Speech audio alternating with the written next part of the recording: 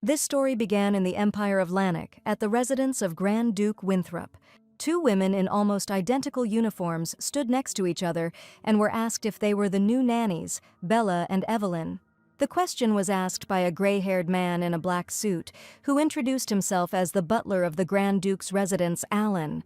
The women followed him to the entrance of the huge mansion, because he said that from now on they would be responsible for the young master's entire daily routine. Therefore, the first thing to do was to carefully study the layout of the estate. Alan said the owner wasn't too picky, but he'd been at war for a long time and was sensitive to rules and regulations, so the entire staff had to be more careful. The nannies were shown the residence's reception area and explained that unless a guest is particularly important, they are usually received here. One of the women's attention was drawn to a large portrait in a luxurious frame that hung on the wall, and she wanted to know who this man was. This was His Grace, the Grand Duke Ryan Winthrop. The woman thought he looked exactly as she had imagined him. She had finally gotten here to see him. This story was called The Bloody Throne and the Silver Oath. The Emperor's illegitimate son, Cale Winthrop, meets Duke Rutherford just before an assassination attempt and is taken into the Duke's family as an adopted son, but by the will of fate he falls in love with the Duke's daughter and, in order to be with his beloved, decides to regain his true status. At that time, in the Empire of Lanark, the tyranny of Emperor Hadrian Winthrop was growing stronger every day. Cale, having left the Duke's house, joined the rebels and showed outstanding ingenuity. The rebels eventually succeed in executing the emperor, but the joy of victory did not last long. The rebel leader, the emperor's nephew, Aaron Winthrop, whom everyone trusted, reveals his ambitions and leads the empire to ruin. Cale, unable to bear to watch this horror, personally executes even Aaron Winthrop. Then he proves his origin and ascends the throne. And finally, he takes his beloved as empress. It was a historical moment when the darkness enveloping the Lanark Empire finally dissipated. The emperor looks at his pierced chest, typed the girl sitting at the computer. That was the plot of the novel she wrote at night, torn between two jobs. She thought painfully that she had already edited this text countless times. The appearance of the final boss, Aaron, was so important, but she was so unbearably sleepy, and she did not have the strength to finally finish this chapter in order to fully pay off the loans for the younger student's education. The girl's head was simply splitting with pain. She fell to the floor without finishing the chapter, feeling like she was dying from exhaustion. Her life had not been particularly good, so she had nothing to regret. Only one last regret remained. She never finished the novel she had poured so much love into. The skies were so cruel. The final villain had appeared. The end was so near. "Madam, are you awake?" She heard someone's unfamiliar voice very close by. She woke up lying in an unfamiliar bed. She didn't understand what happened. She remained alive. This could mean that someone took her to the hospital. She sat up in bed and asked what kind of place it was, whether it was a hospital with a new concept. The atmosphere was similar to a VIP ward, but the girl never had money for such a thing. She really wanted it to be a dream. She pinched herself, and from the pain she realized that everything around her was real. The maid standing nearby said that Lady Vienna needed to get ready quickly because an important guest was expected to arrive that afternoon. The girl asked again, and the maid added worriedly that the Count might soon start swearing. The maid continued to ask something. "Count Vienna." These words were familiar to her. If this had not been a dream, it would have turned out that she had found herself in her own novel. But the worst thing was to find myself in this novel, in the role of a character who dies without saying a single line. This simply could not happen. With these thoughts, she soon wandered along the path through the garden. She had managed to move into a third-rate character, Vienna Tyrant. Why couldn't she move into a rich merchant's wife, or, for example, a queen? The Tangerines were a family of corrupt aristocrats who supported the tyrant emperor, Hadrian Winthrop. The current head, Count Tyrant, in order to curry favor with the emperor, sent several of his daughters to be his concubines. He is simply a real scum of society. Now it would be a good idea to figure out exactly what moment in time we ended up in. It was obvious that Count Tyrant had not yet sold Vienna to the harem. The maids were loudly discussing the news today. Duke Ryan Winthrop was supposed to return, and now he was not just a duke. His Majesty had granted him the title of Grand Duke. They said that he was so handsome that even men fell in love with him, so the maids were going to go and see him when they finished their work, although one of the girls said that she did not see much point in it. What was the use of the beauty of a man who was the brother of the emperor, and therefore no different from him? Vienna realized that she should focus on the day of the return of Rayan, who was a hero of the empire, the brother of the emperor and the father of Aaron Winthrop, to the capital. The maid said that an important guest would arrive today, and since it was a guest who arrived at the same time as Rayan's return, it meant that today Vienna would be given as a concubine to the emperor. A few days after arriving at the palace, Vienna will die at the hands of the emperor simply because she looked away. The girl thought that she could not die such a dog's death, and therefore she needed to run right now. She jumped up and ran away, and the maids exclaimed how long she had been there. At sunset, the maid asked if the mistress was ready. She said that if the lady had finished dressing, she could go down to the hall. She entered the room and saw Vienna's almost completely empty wardrobe. At this time, Vienna was already far from home, on the evening streets of the city. She walked, holding her hat, and thought that she hadn't even imagined that escaping would be so easy. There was no security at all in the Count's house, and, if you believe the clichés of all stories about time travelers, she was already dead in the real world. She lived so hard, wrote, met with fans, listened to admiring comments about what an interesting novel she had written, and then died so absurdly. The response to this work was excellent. They even set a date for an autograph session. But now, who knows? If Vienna doesn't die here and holds out longer, maybe she will be able to return to her reality someday. In any case, she grabbed all the valuable jewelry, so now she can think about how to make herself comfortable. "You're dreaming," some guy exclaimed, snatching the bag from the stunned Vienna's hands. Vienna was robbed, and in a very brazen manner, but the bag contained her entire fortune. "Hey, you thief! Stop!" Vienna shouted, chasing after the thief, but he still had no intention of stopping. But his escape was thwarted by one of the passers-by, who intervened in an unexpected way, causing the thief to stumble with a clever trip. The thief fell to the ground as if he had been mown down. The young man with red hair took Vienna's bag in his hands. He said that he immediately noticed how the thief was creeping up on the lady in a very suspicious manner, and as he expected, the thief did just that. He told the thief to get lost and added that if he was caught again, he should not expect mercy. The red-haired young man returned Vienna's property to her and advised her not to walk alone in the evenings anymore. The girl breathed a sigh of relief and thanked him. "The sun hadn't set yet, and they were already trying to rob me," Vienna said. The red-haired stranger noticed that, judging by her clothes, she was a noble lady, so it was unclear to him why she left the house alone, without servants. With a nervous laugh, Vienna replied that she was simply bored because she couldn't tell him that she had run away from home. The red-haired stranger thought the girl looked like a runaway aristocrat, but her manner of speech was anything but noble. He told her that the streets were unsafe and that she needed to keep an eye on her things so she wouldn't be robbed again, and then said goodbye. "Wait," said the girl. "She would at least like to know the name of the person who helped her so much today." The stranger laughed and said that he was only doing his duty, but since the lady asked, he would answer. His name was Edward Kamar, and he was the bodyguard of His Highness the Emperor. Vienna immediately remembered the name. The stranger turned out to be the Emperor's right hand, someone who did not shy away from any atrocities. Edward asked why the lady was so surprised. Vienna replied that she was simply surprised that she had received help from such an important person, and she thought that her surprise was natural, since her savior was too different from the Edward she knew. Edward explained that this was also part of his duties. The capital had been so unsettled lately, and the lady should be more careful. Vienna thought that she had lived to see strange times, had received help from a villain, and now she needed to quickly find a safe place to spend the night before it got dark. By the way, she left without thinking at all, but now she didn't even know where to go. If she had also been robbed, everything could have ended very badly.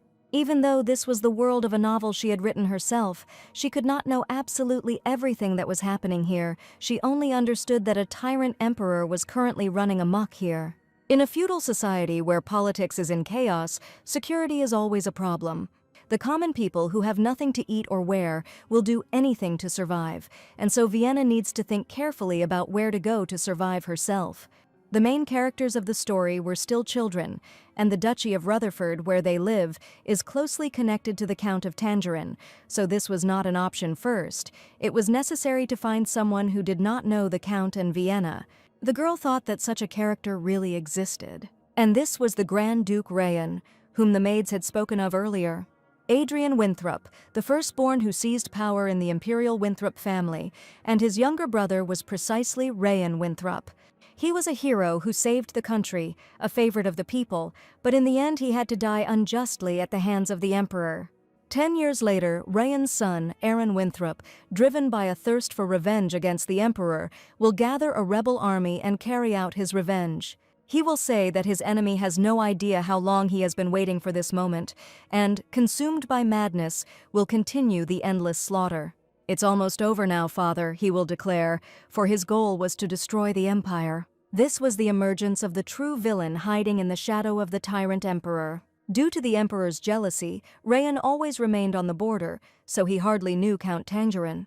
Since Rayan is still alive, it means that Aaron has not yet gone over to the dark side, and Rayan Winthrop was the character who loved the people more than all the other heroes in this story. Although he may be a bit rude, he treats his servants generously, so in order to survive here, the best option might be to get a job at the Grand Duke's residence under a different name. "Look, he has arrived," people exclaimed in the streets. He was a hero to them, a war hero. They admired him, they begged the Grand Duke to save them from the tyranny of the Emperor. They believed that since His Serene Highness the Grand Duke had arrived, life would now get better, because it could not be otherwise.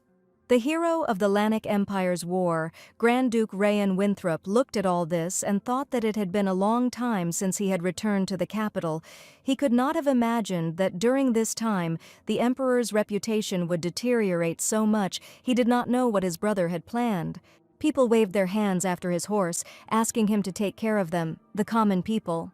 At the palace, His Majesty was informed that Grand Duke Rayan Winthrop was requesting an audience. The Emperor of the Lannic Empire, Hadrian Winthrop, ordered the guest to be admitted. The Duke bowed to greet the son of the Empire, His Majesty. His Majesty said that the hero of Lannic did not need to be so polite. Duke Rayan bowed his head and said that he was His Majesty's eternal servant. No matter how many merits he had accumulated, they all belonged only to His Majesty. "Very well," said the Emperor, and ordered the Duke to rise from his knees. The Emperor said he had heard that while the Duke was returning home victorious, the inhabitants of the capital fell on their faces and solemnly greeted him. Rayan replied that the rumors had simply become overgrown with unnecessary details. The Emperor said that when Rayan was born, there was a prophecy that in the future this boy would become the savior of the Empire, and now the people call him by this word. Rayan replied that these were only the flattering words of those who wanted to curry favor with the imperial family. The words about a savior were nothing more than nonsense that a wise emperor would never believe, because these words were completely absurd. "True," said the Emperor, and then added that if he had believed such a thing, he would not have granted Rayan the title of Grand Duke, and now he was merely worried that, intoxicated by the crowd's jubilation, Rayan would begin to harbor vain hopes. Rayan assured His Majesty that he could rest assured that the Duke was well aware of the duty entrusted to him, and would therefore fulfill it conscientiously, and would never do anything to harm his homeland, the Lannic Empire. The Emperor said that this was good. The Duke had come a long way, so now it was time for him to return to his own estate. As the Duke headed for the door of the throne room, the Emperor turned to Edward and asked if his bodyguard would believe these words. Edward replied that yes, and whether his words coincided with his thoughts could be verified by observing the actions of the Grand Duke. The Emperor said that it seemed he had done the right thing in summoning Rayan to the capital. At the estate, Rayan asked the butler Alan if His Majesty had not said that he would entrust the repairs of the estate to the palace servants, and Alan replied that this was exactly what he had been told, and everything became clear to Duke Rayan. He said that tomorrow it would be worth hiring people to renovate the mansion. Alan noticed that His Majesty had granted him the title of Grand Duke, summoned him to the capital, and personally prepared the residence, or rather, the Emperor spoke of it as if he were doing him a favor, and it was so offensive for Rayan. "Enough," said Rayan, and noted that since that was the case, they just needed to do their jobs. The Duke asked Alan where Aaron was, and the butler replied that the young master, as always, was following the schedule set by the Duke, and that he had now finished his meal and was in the Imperial history lesson. Rayan asked if they had found a nanny. Alan replied that he had been recommended to through a servant who worked for them further. They would probably arrive at the estate in about a week. The Duke said that the butler could hire as many people as needed to ensure that the repairs were completed within a week. And so a week passed. Duke Rayan appeared on the threshold with his adjutant Owen. Butler Alan introduced the master to two new nannies, Bella and Evelyn. Vienna thought she would have to get used to being called Bella from now on. She could not enter the Grand Duke's house as a Tangerine person, so she bought a suitable identity with the jewels she took with her. Bella, who had to give up her newborn child and, in essence, sell herself to the Duke's house, and whom Vienna offered to go in her place, only to exchange names with her, had no reason at all to refuse such an offer. And now Duke Rayan sternly said that he had just familiarized himself with the provided dossiers, and Vienna thought with fear that he could have guessed everything. But the Duke asked her if her name was Bella. Then he told Alan to take them and tell them about all the rules of the estate, and the butler said that his lordship did not need to worry about it. "This way," said the butler, addressing the new nannies. The Duke turned to Owen and reminded him that he had said he had a report. The adjutant replied that, as his lordship had ordered, he had checked the tax revenues for the last few years. As the Duke had said, the taxes were high and the people's discontent was growing. Rayan agreed that there was a lot of work to be done, and then ordered that the identities of these new nannies be checked, especially the one named Bella. Owen asked whether his lordship had any specific suspicions. Rayan replied that she looked too young, her skin was white, and her body was flawless, completely healthy. He clarified that she did not look like a woman who had given birth to a child and wandered in poverty. She could have been a spy sent by the Duke's brother, and therefore she needed to be checked. Meanwhile, the new nannies learned that the young master's meals were held strictly according to the rules. Alan explained that the menu was also determined by the owner himself, so the cooking had to be done strictly according to it. Dinner was strictly until 5 o'clock in the evening, after which the meal stopped if you were caught eating sweets. Punishment followed according to military regulations. From Vienna's point of view, it looked like intermittent fasting, and even a strict diet, for a child who hadn't even gone to school yet. Alan shouted at her that she could learn the rules later, but now she had to hurry after him. The nannies were shown the young master's room, and it was explained that on ordinary days they would live in the servants' room, and on duty days they would take turns sleeping in a special small room nearby. Alan explained that the young master must get up every morning at 6 o'clock. The most important thing is to wake him up on time, not to dress or wash him.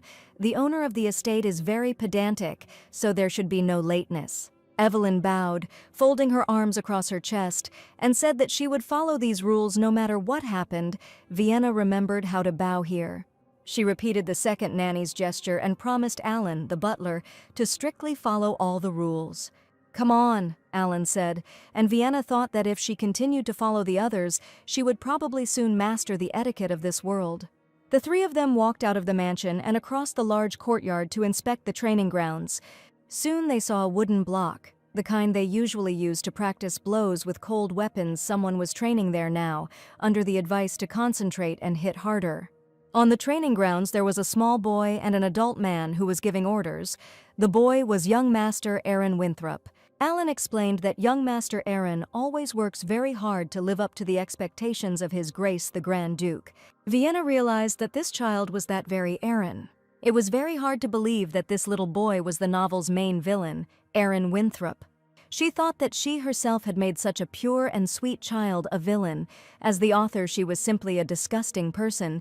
She wanted to ask the boy for forgiveness for this. The reason Aaron became a villain was the death of his father, Rayan Winthrop. But what if Rayan doesn't die? If Aaron doesn't have to go through the pain of losing his father, maybe then he will live a completely different life. Meanwhile, Alan explained that, as the owner had established, the young master trains from morning until noon, during which time no one should disturb him. He needed to be served after the end of training. Both nannies nodded in agreement, but Vienna thought that the number of rules that must be followed was enormous. Alan drew the new nanny's attention to the clock hands. It was time for the break, during which the new maids were to greet the young master. They walked up to the boy and curtsied ceremoniously as Alan announced that they were the new nannies, Bella and Evelyn. "Okay," Aaron said, looking at the women he didn't know. Vienna noticed with alarm that the boy was sweating strangely and excessively, and also looked pale. Alan said that from today on they would take care of the young master, and then asked him to choose his personal nanny from among them, to which Aaron clarified whether it was necessary to make this choice. He extended his hand, pointed his finger at one of the strangers, and said that then let it be her. Aaron chose Evelyn as his personal nanny. With a feeling of inner superiority, Evelyn stared at Vienna, who did not understand this triumph, as if someone was fighting for this job. Alan told Vienna to go to the kitchen, light a fire, and heat water for the young master's bath. The girl obediently bowed and suddenly remembered that she didn't know how to light a fire. At that moment, Vienna was stopped by another thought. Was it really true? "Wait!" she cried, rushing towards Aaron. Evelyn crossed her arms over her chest and asked what was going on. The young gentleman had already chosen her as his personal nanny, and Bella should go and do her own thing. Bella squatted down in front of Aaron and asked if his chest hurt when he breathed, if he felt discomfort in his throat when he slept, if it was harder for him to lift his sword than usual.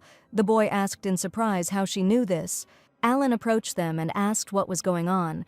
Bella replied that she thought the young gentleman was ill and that if he didn't start treatment immediately, his life could be in danger. What are you talking about?" Alan shouted loudly at that moment. Bella noticed a distinctive bruise on the boy's neck, explaining that such symptoms often appear with lung problems. She also noticed increased sweating and extreme pallor, and she was right. The cause was most likely excessive exercise with difficulty breathing. "I'll send for a doctor immediately," Alan shouted. Soon the boy was in his bed, and the Duke came to inquire about his state of health. After examining the boy, the visiting doctor reported that, as the nanny had said, it was a lung disease. If they had not detected it in time and the bleeding had continued, disaster would have happened. The doctor said that he would prepare a medicine that would need to be taken every day. Butler Alan saw the doctor off when he had finished his work. The Duke approached the boy's bedside and asked why Aaron had not told anyone that he was ill. Aaron, embarrassed, replied that he was simply afraid that his father would be disappointed in him. Rayan was surprised and asked what he was talking about, why he should be disappointed in him. Irvin replied that his lordship also returns from the battlefield wounded, so he too can do what his father does. Rayan countered that Aaron wasn't an adult, and this wasn't a battlefield, so he never had to hide his condition again. "Yes, father," said the boy, and Rayan said that was good, but he had things to do, so he would go from here. Aaron replied that he wished his father to also rest and take care of his health. Bella thought the boy had an incredibly sad look. He probably just wanted to be with his dad a little longer. Rayan asked Bella if she was the first to notice Aaron's condition. The girl replied that everything was correct. "Well done," said Rayan, and then asked how a simple nanny could notice what even Alan had ignored. He suggested that she had once studied medicine. Bella replied that her younger brother loved martial arts as a child. He often got injured, and by caring for him, she was able to learn it herself. Rayan said that her experience taking care of her brother saved Aaron, so she should continue to keep a close eye on him. Then the Duke left. Vienna breathed a sigh of relief. Evelyn glanced at her unkindly. This girl, Bella, was really interfering with her plans. She needed to take action against her as soon as possible. That night, Vienna sat in her room at the table studying some papers. She, of course, settled into the Grand Duke's residence without much thought, but if you think about it, it wasn't at all safe here either. The Emperor will soon begin to put pressure on Rayana, and since she has entered the duchy, Rayana must be protected. On the surface, the Emperor appears to be a stupid reveler and tyrant, but in reality, all this is just a mask. In reality, he is calculating and cunning, like a poisonous snake. Bella didn't understand how she could protect Rayan from the tyrant emperor, because according to the plot, Rayan was supposed to die at the hands of an assassin sent by the emperor, and Bella didn't have any fighting skills to fight an assassin. She could have advised Rayan not to contradict the emperor and live quietly and under the grass, but she understood that, most likely, this would not work. Because Rayan was the embodiment of honesty and incorruptibility, he simply would not be able to calmly watch the emperor's outrages. Then there was the second option: she could hold out here for a little while and then escape. But she had experienced firsthand how cruel the outside world was, and if it was the same everywhere, it was still much safer to survive under the wing of a powerful man like Rayan. Therefore, it was decided to first win Rayan's trust at any cost and become his reliable ally, and to do this, it was necessary to find an approach to the Duke's son, Aaron. Aaron turned out to be a kind and well-mannered boy. He never even complained when he had to drink bitter medicine, because he had not yet fully recovered. Seeing how attached Aaron had become to Bella, Alan the butler appointed her as his personal nanny, and Aaron soon made a full recovery. They attended his classes together and sometimes got scolded for nodding off. They walked and spent almost all their time together until bedtime. Moreover, Vienna learned that Rayan cared about Aaron much more than it seemed at first glance, but he was simply not able to express his feelings at all. Seeing how much Rayan and Aaron cherished each other, Vienna felt that the Duke's residence, which she had chosen only for the sake of survival, began to feel like a real home. At the table, Vienna asked the young gentleman to look at what she had brought. She showed Aaron the cheese cookies she had specially prepared for him. Aaron replied that it was almost lunchtime and he couldn't eat sweets before eating. Vienna said in a conspiratorial tone that there was still plenty of time before lunch, so a little was fine, and she wouldn't say anything to the owner. But at that moment, Alan burst into the dining room and sternly asked if Bella didn't know the rules regarding the young master's snacks. All cookies would be confiscated. While taking the cookies away, he did not hesitate to try one and said that it was very tasty. Vienna snorted that Alan apparently wanted to eat the cookies himself, and then she stuck her tongue out at the butler. She said she would bake more later, but Aaron said that it was not necessary, otherwise Alan would get fat. Evelyn overheard this conversation, gloomily watching Bella's rapid rapprochement with the young master. A few days later, at the residence of the Grand Duke of Winthrop, Rayan was sitting in a chair and carefully reading some book. Vienna peeked through the half-open door and said that she would like to talk to him about young Master Aaron. Rayan assumed that the conversation would be about Aaron's birthday. Vienna replied that she would like to throw a party in honor of the young master's birthday.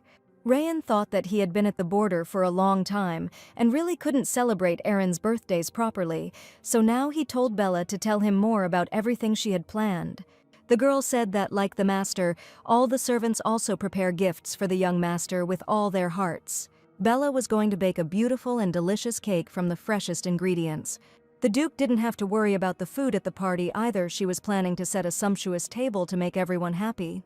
Vienna felt like she was presenting the party menu to a stern chef, trying to persuade him to trust her with it, but Rayan listened and told her to continue. Encouraged by the Duke's initial reaction, Vienna suggested inviting young ladies and gentlemen of the young gentleman's age. This could be an excellent opportunity for him to make new friends and gain experience in socializing. Parties are good when there are a lot of people, so their parents could be invited too. Rayan replied that this was out of the question, and Bella didn't understand why. Rayan said he didn't think he had to report to her every decision he made. "I beg your pardon, master," Bella said, lowering her head. She realized that she had started arguing completely by accident, but she couldn't forget that this was a class society. Rayan suddenly softened and said that Bella might not have known all this, but the political situation was unstable right now, so this was not the best time to invite strangers into the house. Vienna herself was amazed that she could have forgotten this. The Emperor was probably keeping an eye on Rayan. If she threw a lavish reception, the Emperor might decide that the Duke was gathering supporters for a conspiracy. She was simply too immersed in her role as Bella's nanny and lost sight of all this. Bella pressed her hand to her chest and said that she had been short-sighted. His lordship had just returned to the capital. Now really was not the time for celebrations. She just wanted the young master to have happy memories of his childhood. But at the same time, she really had not thought about the political consequences. Rayan thought about her words, about the happy memories from his childhood. Aaron would probably enjoy the party with his peers. It's so much fun to spend his birthday with friends. Rayan cleared his throat and said that he had not answered everything that had been proposed definitively. He said he thought it would be possible to have a small celebration with his family and servants. Vienna beamed and thought that Aaron would be happy with even a modest party with his family. Rayan was constantly missing on the battlefield, so each year of his birthday passed unnoticed, so he is ready to entrust Bella with organizing this celebration. Bella bowed her thanks for his trust and promised to make every effort to live up to his lordship's expectations. She headed for the door, but Rayan stopped her with a loud shout. Bella asked if his lordship had any other assignments for her. Rayan wanted to know Bella's opinion on what would be the best gift for Aaron. The girl realized he was asking her opinion, and that was a sign he had finally begun to trust her, which was great, but now she needed to give him some practical advice. Bella said that it is not so difficult to understand children. What is more important to them is not expensive gifts, but those that convey love. Love? Rayan asked, puzzled. With a smile, Bella said that it would be great if Rayan made something for the boy with his own hands. Well, I'll take my leave now, said the girl, and rushed out of the room, leaving the Duke to ponder what kind of gift could be that would convey love. At this time in the imperial palace, the emperor received the tax revenue for this month. The emperor's envoy checked everything. The revenue had decreased by about a third compared to the previous month. Why so little? The emperor exclaimed indignantly. The envoy explained that due to famine and natural disasters, the people's income had fallen. There were already too many victims, and so the people would like to ask for a reduction in taxes. The emperor snorted dismissively. These beggars should have been forgotten. The lords should have been told that they would collect more, and whoever had land would somehow manage to pay. The envoy looked at His Majesty with astonishment. He bowed and remarked to His Majesty that this was not possible. They already paid tribute every year, but due to the drought and crop failure, their income had also fallen, and the demand to raise taxes would cause strong discontent. The emperor smiled and said that it was he who had given them these lands. If they were dissatisfied, they could return their possessions, and if they were afraid of a rebellion, they could collect taxes under the pretext of helping the victims. Yes, Your Majesty, the envoy said with a bow. Ah, yes, said the emperor, remembering something. He had granted lands to Rayan, who had recently returned. Now he too could be considered a lord. The envoy asked if His Majesty wanted to make an example out of this man for others. The emperor replied that he grasped everything on the fly, and that was what he liked about his assistant. The envoy said that he understood His Majesty. He would deal with this as needed. His Majesty could rely on him. The emperor said with a laugh that he had gotten his hands on an incredibly useful man. A dark shadow descended the steps leading from the throne. Meanwhile, Bella Vienna was enthusiastically working on the dough, humming a love song. One of the maids ran into the kitchen and announced that the butler was looking for Bella and said that they needed to discuss the details of the upcoming birthday party. Yes, I'm already running, Bella responded. It was some kind of strange story. Butler Allen said he wasn't looking for Bella at all. But be that as it may, while she could have finished the cake, Rayan doesn't like sweets, so Vienna was going to bake him a refreshing lemon cake. This was a great chance to score some more sympathy points. Suddenly, Vienna noticed something strange. And then it was time to celebrate Aaron's birthday. Here comes the hero of the occasion, Bella announced, leading the boy with his eyes closed to the place of the celebration. Happy birthday, Mr. Aaron, Bella announced joyfully. A festive dinner table with lots of delicious food appeared before the boy. The room was decorated with balloons and candles. Aaron looked at all this magnificence, and Bella admired the boy's reaction. Wow, Aaron exclaimed when he realized that all of this was prepared especially for him. It was so beautiful. Aaron had never seen anything like it in his life. Bella said that it was the owner who ordered the party to be held in honor of the young master's birthday. He regretted that he couldn't congratulate Aaron properly before, and this time he wanted to do everything perfectly. Thank you, Father, Aaron exclaimed, turning to the Duke. It was unexpected for Rayan that the boy would be so happy about everything. Looking at how happy Aaron was, the Duke himself couldn't help but smile. Aaron hugged his father with a smile and thanked him for everything, telling him how happy he was. Rayan watched the boy with interest. He said that he was also very happy. Vienna admired them both. She was satisfied with the results of her continuous efforts.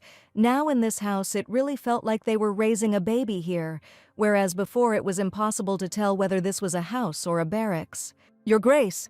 A loud cry suddenly rang out. One of the ducal guards ran in and exclaimed that he asked to leave here for a minute. There was an uninvited guest. The guest was already entering, smilingly declaring that calling him an uninvited guest was too rude. He did not understand at all, since when he had become uninvited for the Grand Duke. Vienna recognized Hick. She didn't understand what he was doing there because she wasn't allowed to meet him. She turned away in agitation, begging him not to recognize her. The guest noticed the magnificently laid table. He said that since today was the Duke's son's birthday, and since he was here today, it would be improper for him to come empty-handed. The guest took out the blade he had brought with him. The guard immediately rushed between him and the others, snatching his own sword from its sheath. The guest explained that this was a dagger that had been passed down in their family from generation to generation. He himself had received it as a child, having defeated his older brother. The guest handed the dagger to Aaron and said that it was a gift for him. Aaron turned to his father, asking for permission with his eyes. "You can take it," Rayan told him. The guest wished him to become a strong man who always gets what he wants, just like he himself was, who once got this dagger. Then Rayan ordered the butler Alan to take Aaron away. Bella took the boy by the hand and they walked past the guest to leave the room. The guest turned his attention to the girl, realizing that he had seen this silhouette somewhere before. Rayan asked him how he ended up in this wilderness. The guest asked with a laugh why such questions were being asked, since the Duke understood perfectly well what his job was. He had come to convey His Majesty's order. During a conversation with His Majesty's envoy, Rayan learned that there were now plans to collect additional funds from the lords for the relief fund. The Emperor assumed that if the Grand Duke was the first to show generosity, the others would simply be unable to help but follow his example. Rayan asked him not to worry. If it was for the sake of helping the victims, he would of course pay. The guest bowed and said that since the Grand Duke was so accommodating, that could be the end of it. He was about to leave when Rayan suddenly asked which region exactly all these funds would be sent to. I had to respond with a kind smile and an assurance that they would be sent where they were most needed. Rayan agreed that he was probably worrying for nothing, and the Emperor's envoy was finally able to take his leave. The man from the guard said that the guest had finally left. He did not really believe that His Majesty had suddenly decided to help the victims. Rayan didn't believe it either, so he decided to believe Edward. It looked more like the Emperor had no plans to send money to disaster areas. And from Edward's reaction it was completely obvious. He pretended that he didn't know anything. He wouldn't openly report the theft. Rayan gave his assistant a message and asked him to find a reliable person and spread rumors about it. Alan approached Rayan and asked if the master would order the celebration to end. The Duke replied with a slight smile that Aaron should be brought back because the party was just getting started. Everyone returned and Rayan invited Aaron to open the gift he had prepared for him. "Wow!" the boy exclaimed. "There was a wooden doll in the box." Aaron suddenly asked if it was him. Rayan replied that it was indeed Aaron. Rayan hadn't carved anything for a long time, so his skill was not what it used to be, so if the boy didn't like it, he would prepare another gift. But Aaron exclaimed that this was enough for him. He assured his father that this was the best gift he had ever received. He said that he would keep this doll until he died. "That's how it is," Rayan said thoughtfully. Bella joyfully exclaimed that now it was time to eat cake. As soon as the hero of the occasion made a wish and blew out the candles, they would cut the cake. Bella told the young master to make a wish. The cake was very beautiful. Aaron wished that he and his father would always be together. Then the boy blew out the candles, and Bella thought that Rayan loved the boy very much. She couldn't understand at all why he was usually so strict with his son. The girl finally suggested out loud that they try the cake. She put a piece of cake on a saucer for the Duke so that he could try it too. Rayan thought that Bella said that she often makes healthy desserts for Aaron, and it looks really delicious. He speared a piece of cake with his fork and brought it to his mouth. At this point, Evelyn intervened and shouted that the owner should under no circumstances eat this cake because Bella added lye to the dough, and as soon as the Duke ate it, it would corrode everything from his mouth to his esophagus. Everyone was very surprised by this statement, but Bella asked with a smile if Evelyn had any proof. Evelyn said she worked in the kitchen all day and saw everything with her own eyes. Bella asked why Evelyn didn't stop her then. If that was the case, it meant she had become an accomplice to the crime. Evelyn replied that at first she didn't understand, but when Bella started cooking, she sensed something was wrong. The dough should be soft and tender, but it suddenly became hot and sticky, and when Evelyn checked, it turned out that there really was lye inside. Bella replied that Evelyn was talking some ridiculous nonsense, as if she wanted to scare everyone so that she could eat the cake alone. With these words, Bella also tried a piece of cake. Evelyn screamed that she was crazy. Why did she eat that? "That's right," Bella said, "because if there was lye in it, she would never have eaten it, but she still ate a piece, and as everyone can see, she was fine." Bella asked Evelyn how it was possible, and it was all because Bella herself noticed something was wrong in advance and waited for the criminal to show himself. If she hadn't added lemon juice when cooking, Bella wouldn't have known there was lye inside. Lemon juice is an acid, and when it comes into contact with an alkali, it causes a reaction that causes bubbles to appear. Unlike normal dough, this one suddenly started bubbling, which seemed strange to Bella. She immediately reported this to the butler and said that someone had mixed a suspicious substance into the dough. After that, they secretly searched the rooms of all the servants, and in Evelyn's room they found the bag used during the crime. As everyone should know, in the duchy they do not use lye for either washing or cleaning. The evidence was there, yet Evelyn seemed about to continue denying it when Alan asked if she had anything to say. But under pressure from Alan, she fell to her knees and feigned remorse. Rayan directly asked Evelyn who ordered her to kill him and Aaron. Evelyn exclaimed that she had not intended to kill anyone at all. She had tried to stop him before he could eat that ill-fated piece of cake. She had done all this because Bella was the same nanny as Evelyn, but everyone was paying attention only to Bella, and simply out of envy, Evelyn wanted to set her up. Rayan noted that this did not change the fact that Evelyn had almost committed murder. Evelyn muttered that it hadn't been about murder, that baking with lye didn't necessarily kill you, that she had admitted she had made a mistake, and now she was begging for forgiveness. Rayan said that today was Aaron's birthday, and he didn't want to ruin his mood, so he told Evelyn to get out of sight and wait for punishment. He told Alan to keep an eye on her, judging by her stupidity and carelessness. It was unlikely that someone else was behind this ridiculous prank. Alan replied that the owner should not worry, he would give her a lecture and transfer Evelyn to menial work. Alan told Evelyn to get up and follow him. Evelyn walked past Bella, who looked at her with a dark gaze and quickly approached. She leaned over Evelyn and asked if it was true that no one had ordered her to do anything. Bella said that rather than waste time on useless envy, it would be better for Evelyn to take care of the young master. Bella felt bad about taking the position of personal nanny that Evelyn had been counting on, but she couldn't forgive her for ruining Aaron's cake. Rayan clearly wanted to take over the case, but Bella still had a bad feeling about it.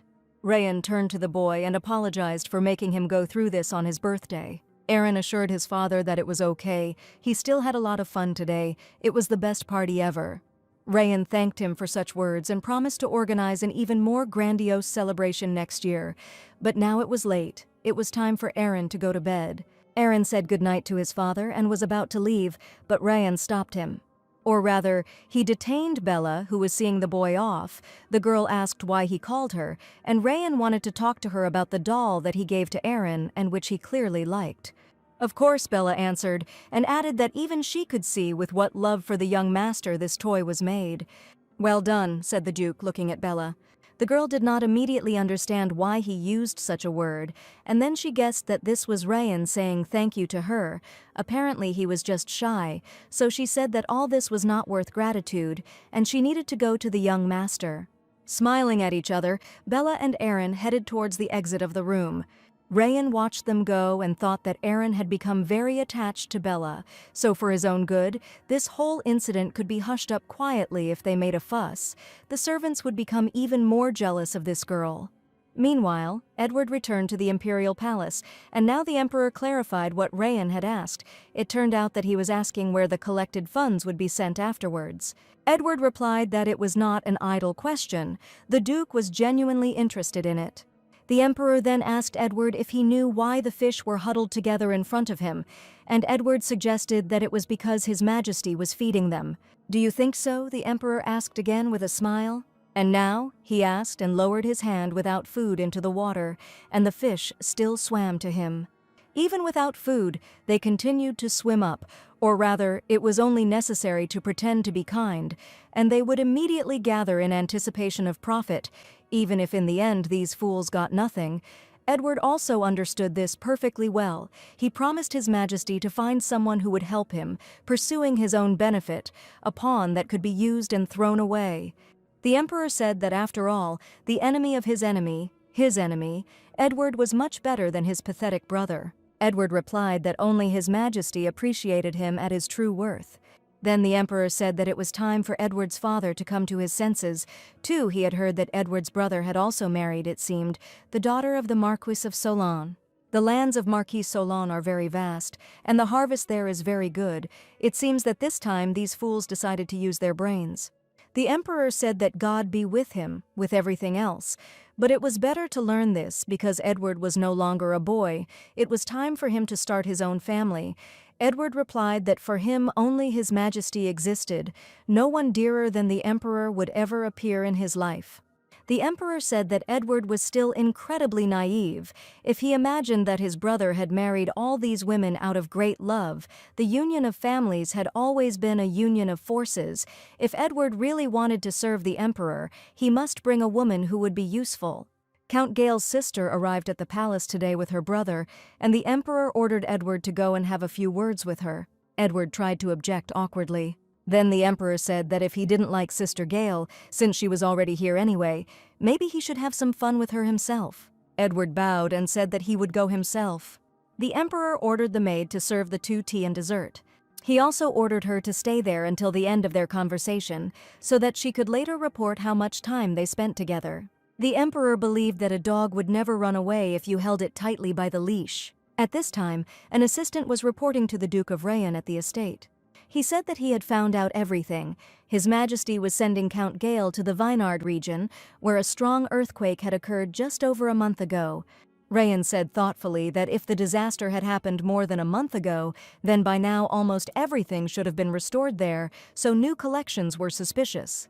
Count Gale had been a close friend of Duke Rayan's before he had gone to the border, and Owen had offered to contact him to see if he had noticed anything strange, but the Duke believed that now, with it unclear whether Gale was friend or foe, a rash move could ruin everything.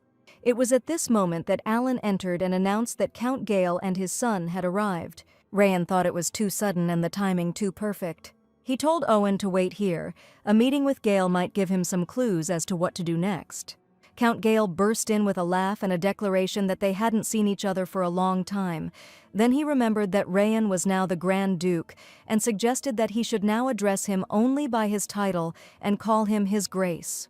Rayan shook his hand and said that he could address him as he liked, since this was the first time they had seen each other since he had left for the border. Rayan noticed a boy who looked very much like Gale.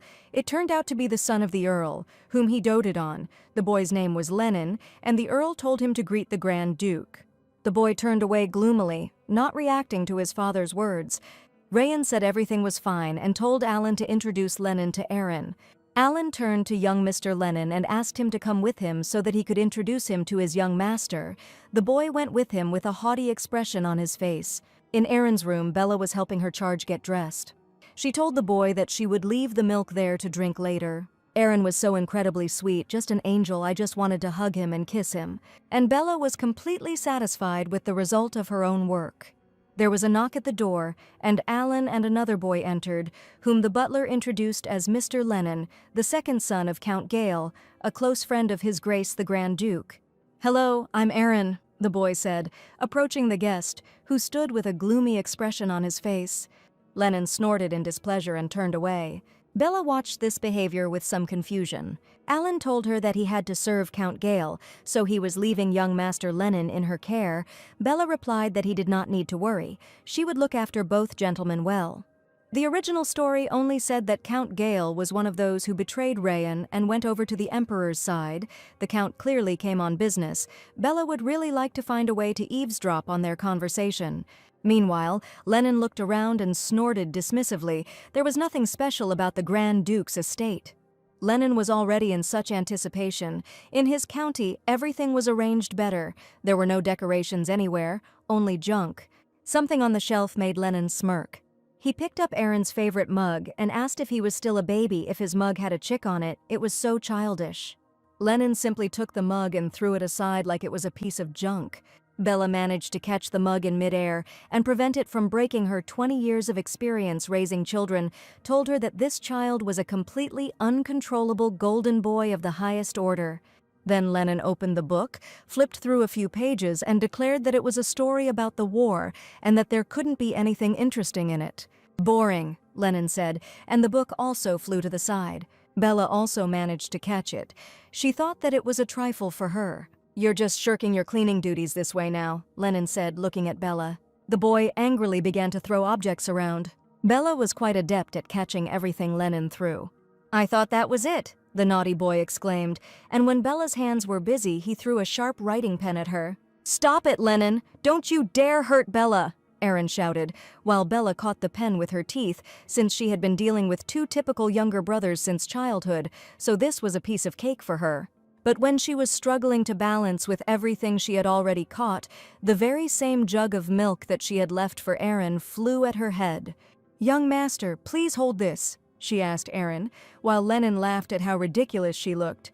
Milk flowed down Bella's face, and she tried to persuade herself to be patient, as if in front of her was not a person, but an animal, a cute puppy who loved to play, but whose games were destructive. Aaron stood between them and told Lennon that he couldn't throw milk at people. He told Bella to go change and assured her that he was fine. Lennon rolled his eyes, not understanding how anyone could be so worried about some maid. Bella was surprised to realize that she had just been protected by a 6-year-old child. She told the young gentleman that she was fine. She would quickly change her clothes and bring the children some treats, but the children just needed to play together and not quarrel. "Yeah," Aaron said obediently. He thought that if he could keep those words, Bella would probably be happy, so he turned to Lennon and offered him something to read, and then said that he was currently reading this book. Lennon didn't want to talk about the book. He found the doll that Rayan made, said that it was kind of flimsy, and Aaron didn't have time to stop him before he did something. Aaron rushed towards Lennon, screaming that he could touch anything except her, demanding that he give her the toy back quickly. Lennon laughed and said that the toy was as fragile as Aaron himself and would crumble at one touch. He said that it was indeed worth throwing it on the floor once. "No!" Aaron screamed, seeing the doll that was dear to him fall to the floor and not having time to catch it. The doll fell anyway, and Aaron saw that the toy was broken. Tears welled up in Aaron's eyes, and he exclaimed that his father made the doll and Lennon broke it. Lennon was surprised that the toy was made not by some servant, but by Aaron's father, as if he had nothing better to do since he was making dolls at home. "Not at all," Aaron exclaimed. He tried to explain that his father was always very busy, but he still made him a handmade gift for his birthday.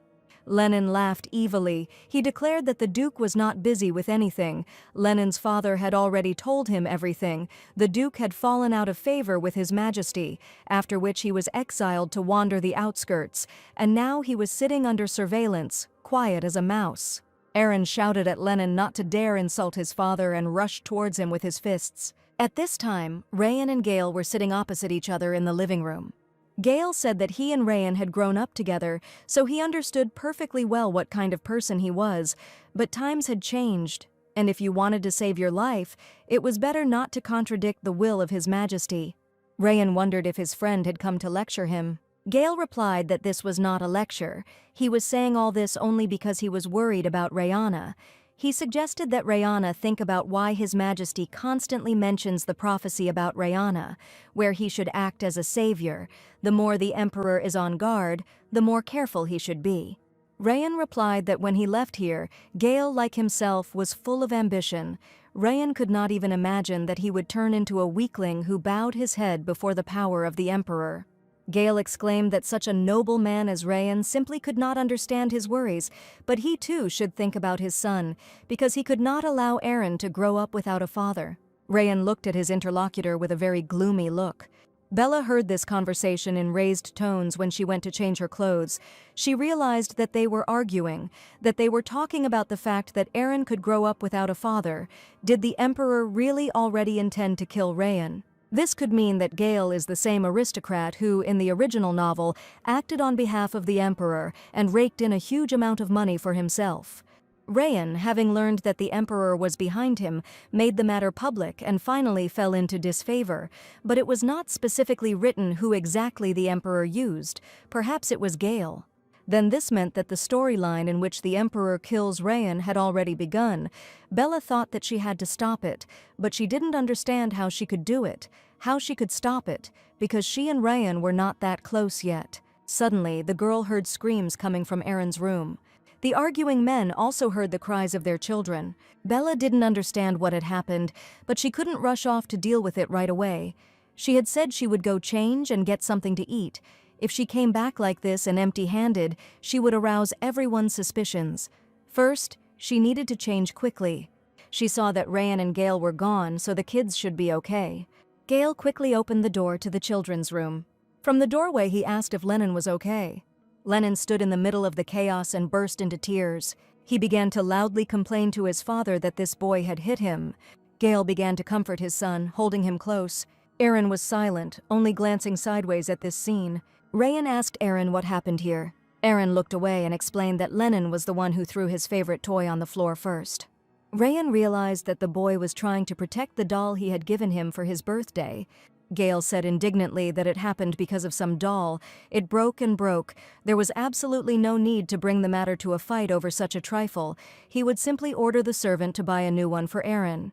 Clutching the doll, Aaron tried to explain that his father had made it with his own hands. It was his birthday present, and that you couldn't buy one like it anywhere. Gale cleared his throat and said that in that case there was nothing that could be done. Lennon, of course, did the wrong thing, but Aaron shouldn't have hit him, so it would be best to consider that nothing had happened at all. No, Aaron said, and he said that Lennon had spoken badly about his father, thrown a jug of milk at Bella, and broken things that didn't belong to him. Aaron exclaimed that Lennon should apologize to him, his father, and Bella.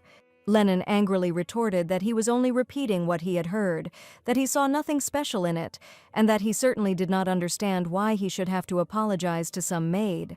"Hey, don't you dare say that!" Aaron shouted. He said that Bella was not some kind of servant, but a person dear to him. At that moment, Bella approached the door with a tray and thought that her heart had never skipped a beat before, even when someone confessed their love to her. Rayan asked her why she left and where she had been all this time. Bella bowed and apologized. She explained that her clothes were wet from the milk spilled on them, so she went away to change. In addition, young Master Aaron's breakfast was thrown onto the floor by young Master Lennon, so she had to prepare a new snack, which is why she was late. Rayan clarified whether this was true. Lennon was unable to answer this direct question immediately.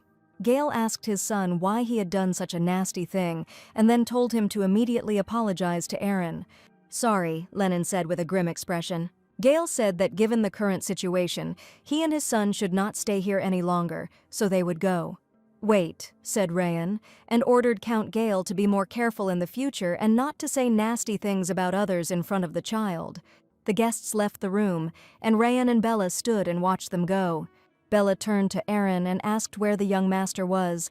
Lennon had abrasions on his face. Maybe Aaron was hurt too. She asked him to take off his clothes so she could examine him. Aaron replied that he was fine, Lennon couldn't hit him. Bella breathed a sigh of relief and said what a joy it was. She said that Aaron was a good man, because if even one scratch appeared on his face, which was a national treasure, it would be a great loss for the entire empire. The Duke looked at them in such a way that Bella even thought she had said something wrong. He told Aaron that hitting people, no matter the reason, was wrong. "Yes, father." Aaron nodded obediently, and Bella objected that if he hadn't hit, most likely, all the things there would have been ruined. Rayan said that even if the enemy was at fault, it was wrong to solve the problem with violence. Aaron replied that his father taught him to think carefully about his actions, so he shouldn't have hit Lennon in anger, it was his mistake. And Bella thought that she still couldn't get used to the fact that a 6-year-old child had such a vocabulary. Rayan said that it was enough that Aaron realized his mistake. He ordered him to rewrite the military regulations 10 times and bring them to him as soon as he finished dinner. The boy said that he would hand everything in on time. What a waste of time to rewrite, Bella thought gloomily. She whispered to the boy not to worry, she would help him. "Bella," Rayan said, turning around in front of the threshold. He asked her to step outside for a minute, and she suspected that he had heard what she said. Bella left the children's room and followed the Duke. She did not understand why he was still silent. This made her feel somehow uneasy. "You!" Rayan said, stopping abruptly and turning around so that Bella bumped into him. The girl winced and exclaimed that he had turned around too suddenly. She thought that everything was lost, judging by the expression on Rayan's face. He heard everything. She apologized and said that she would not help the young master with his homework. Rayan looked at Bella with extreme confusion. They stood opposite each other, and the wind from the window blew the girl's hair. "Oh, the wind has suddenly started blowing. I need to close the window," Bella thought. "What a pleasant aroma," thought Rayan. "Freeze," said the Duke, turning his back again. Bella didn't understand what this order to freeze meant. The Duke wanted to say that the window should not be closed. Sitting on the sofa, Rayan said that while he was gone, he would like her to become Aaron's friend. Bella didn't quite understand what he meant. Rayan said that maybe because he was too strict with Aaron, he certainly grew up responsible, and that was good, but he developed a habit of handling everything alone without telling anyone. But Aaron's attitude towards Bella was a little different. It's as if he's talking to a close, trusted friend. Bella thought that this man, it turns out, could be so gentle. She said that now she understood what the gentleman was talking about. Then she asked where the gentleman was going and when he would return, but Rayan replied that it was a personal matter, so there was no point in asking more. His head was aching again from thoughts of his older brother.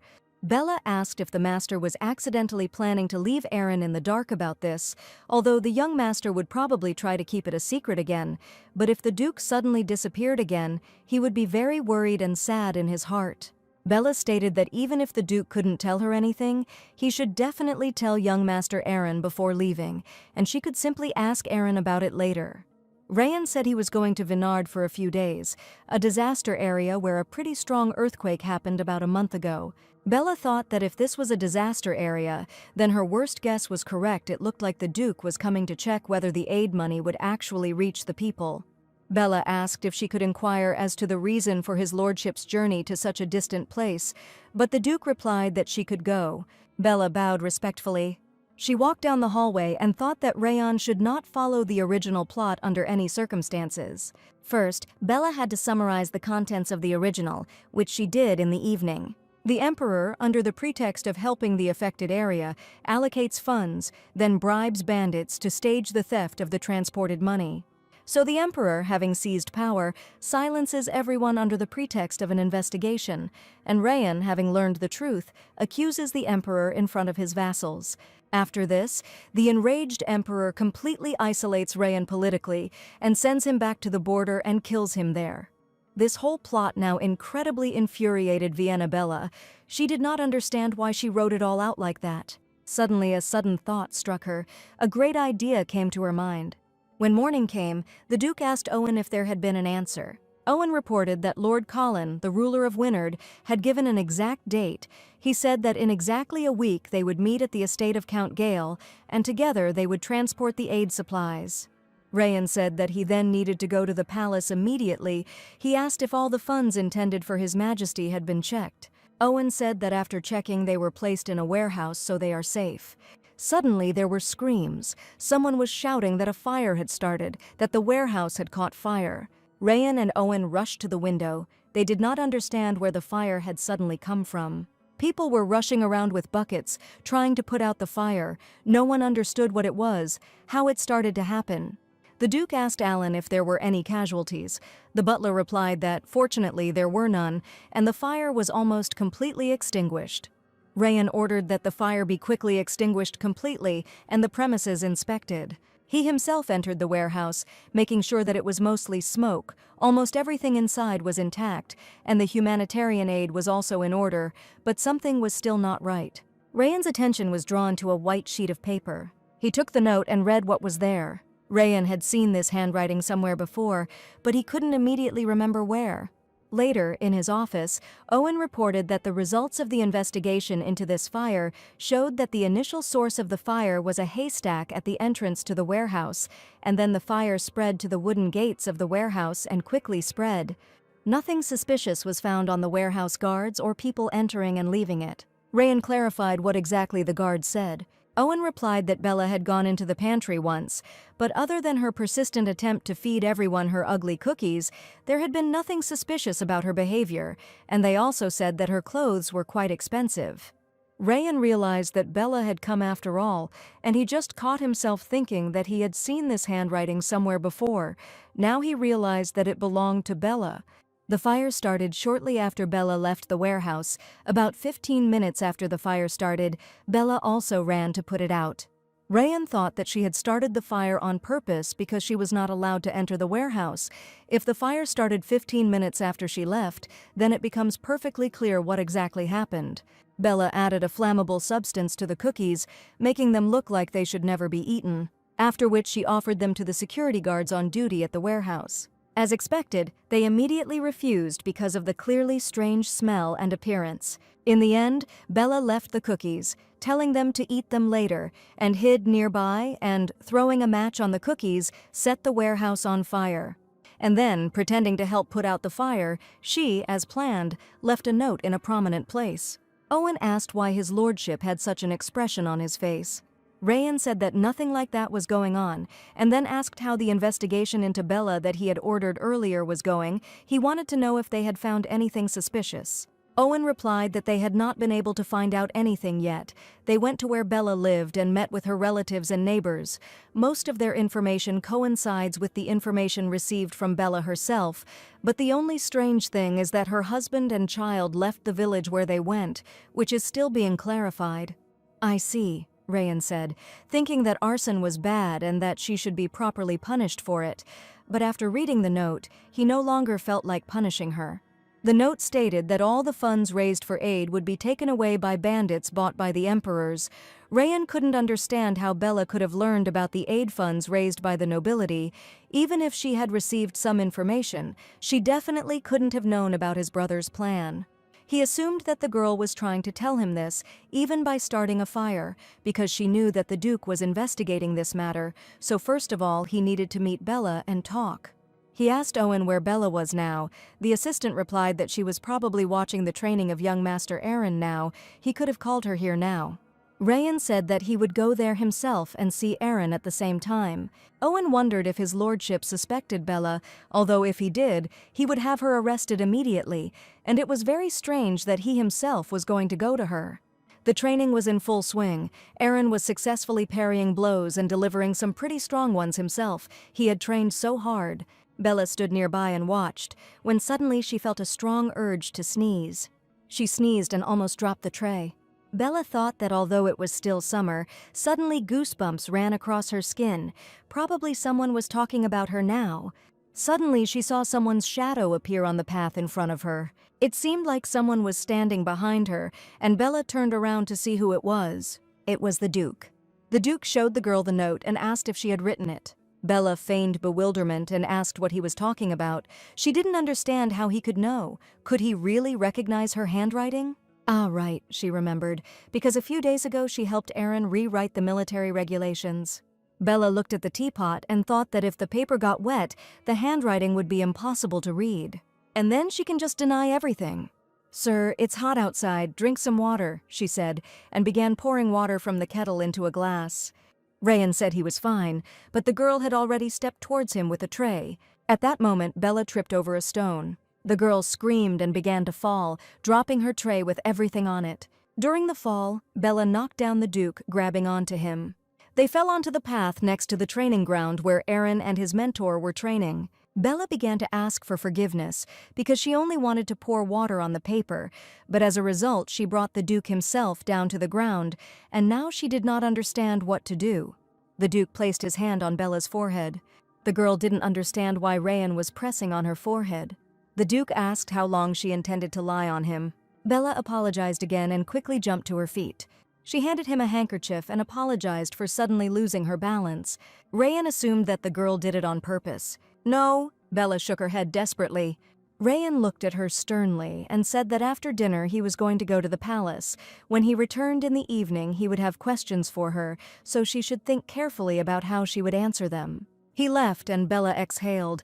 It was a blessing that he wasn't too angry. Rayan didn't go far. He stopped in deep thought. At the appointed time, the Duke arrived at the Emperor's palace. He reported that he had brought funds and supplies for aid that would be sent to the Vinard region, and now he asked His Majesty to first inspect them and decide whether they were sufficient. His Majesty ordered Edward to go and check what had been brought. Edward looked into one of the chests and reported to His Majesty that the Grand Duke had shown great zeal this time. Rayan said that he was only doing his duty as a subject. Edward checked the chests. The Emperor watched from his throne. Finally, Edward closed the lids back, satisfied with his inspection.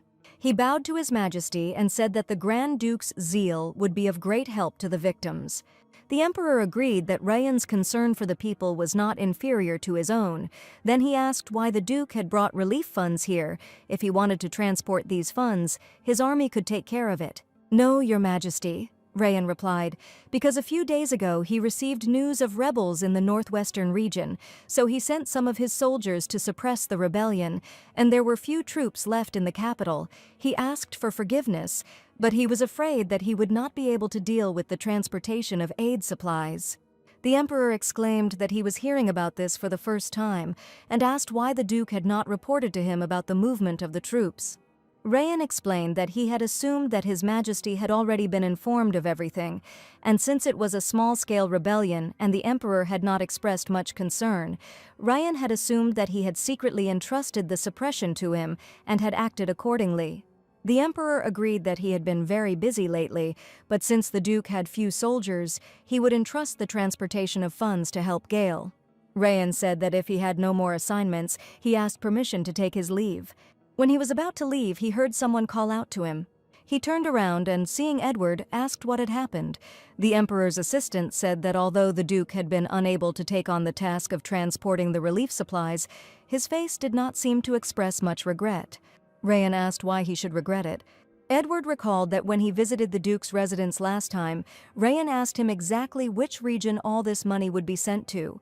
It was then that Edward realized that his lordship was sure that all this enormous money would not reach the affected region safely. Rayan explained that he asked this only out of pure curiosity. He asked not to be portrayed as such an unfaithful subject. At this point, the duke asked permission to take his leave and, turning around, walked away, leaving Edward to ponder whether Rayan really did not understand His Majesty's true intentions.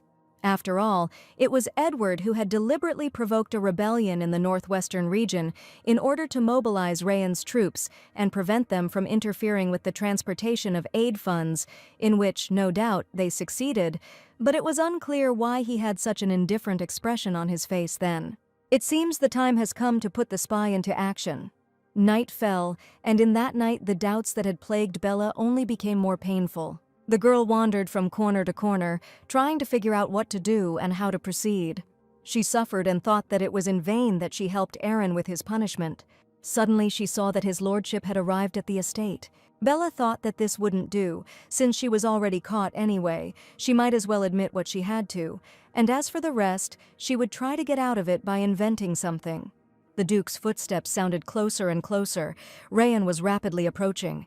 He asked Bella if she had thought it all through. Bella bowed and said that she would tell his lordship everything honestly, and the duke replied that this was a good decision. The duke told her to go with him to his office and talk there.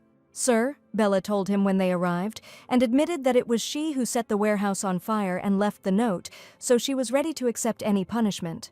Rayan said that he could see that Bella had decided to confess, knowing that she couldn't deceive him. It seemed that the girl wasn't as stupid as he had initially assumed, but now he still wanted to know what her goal was.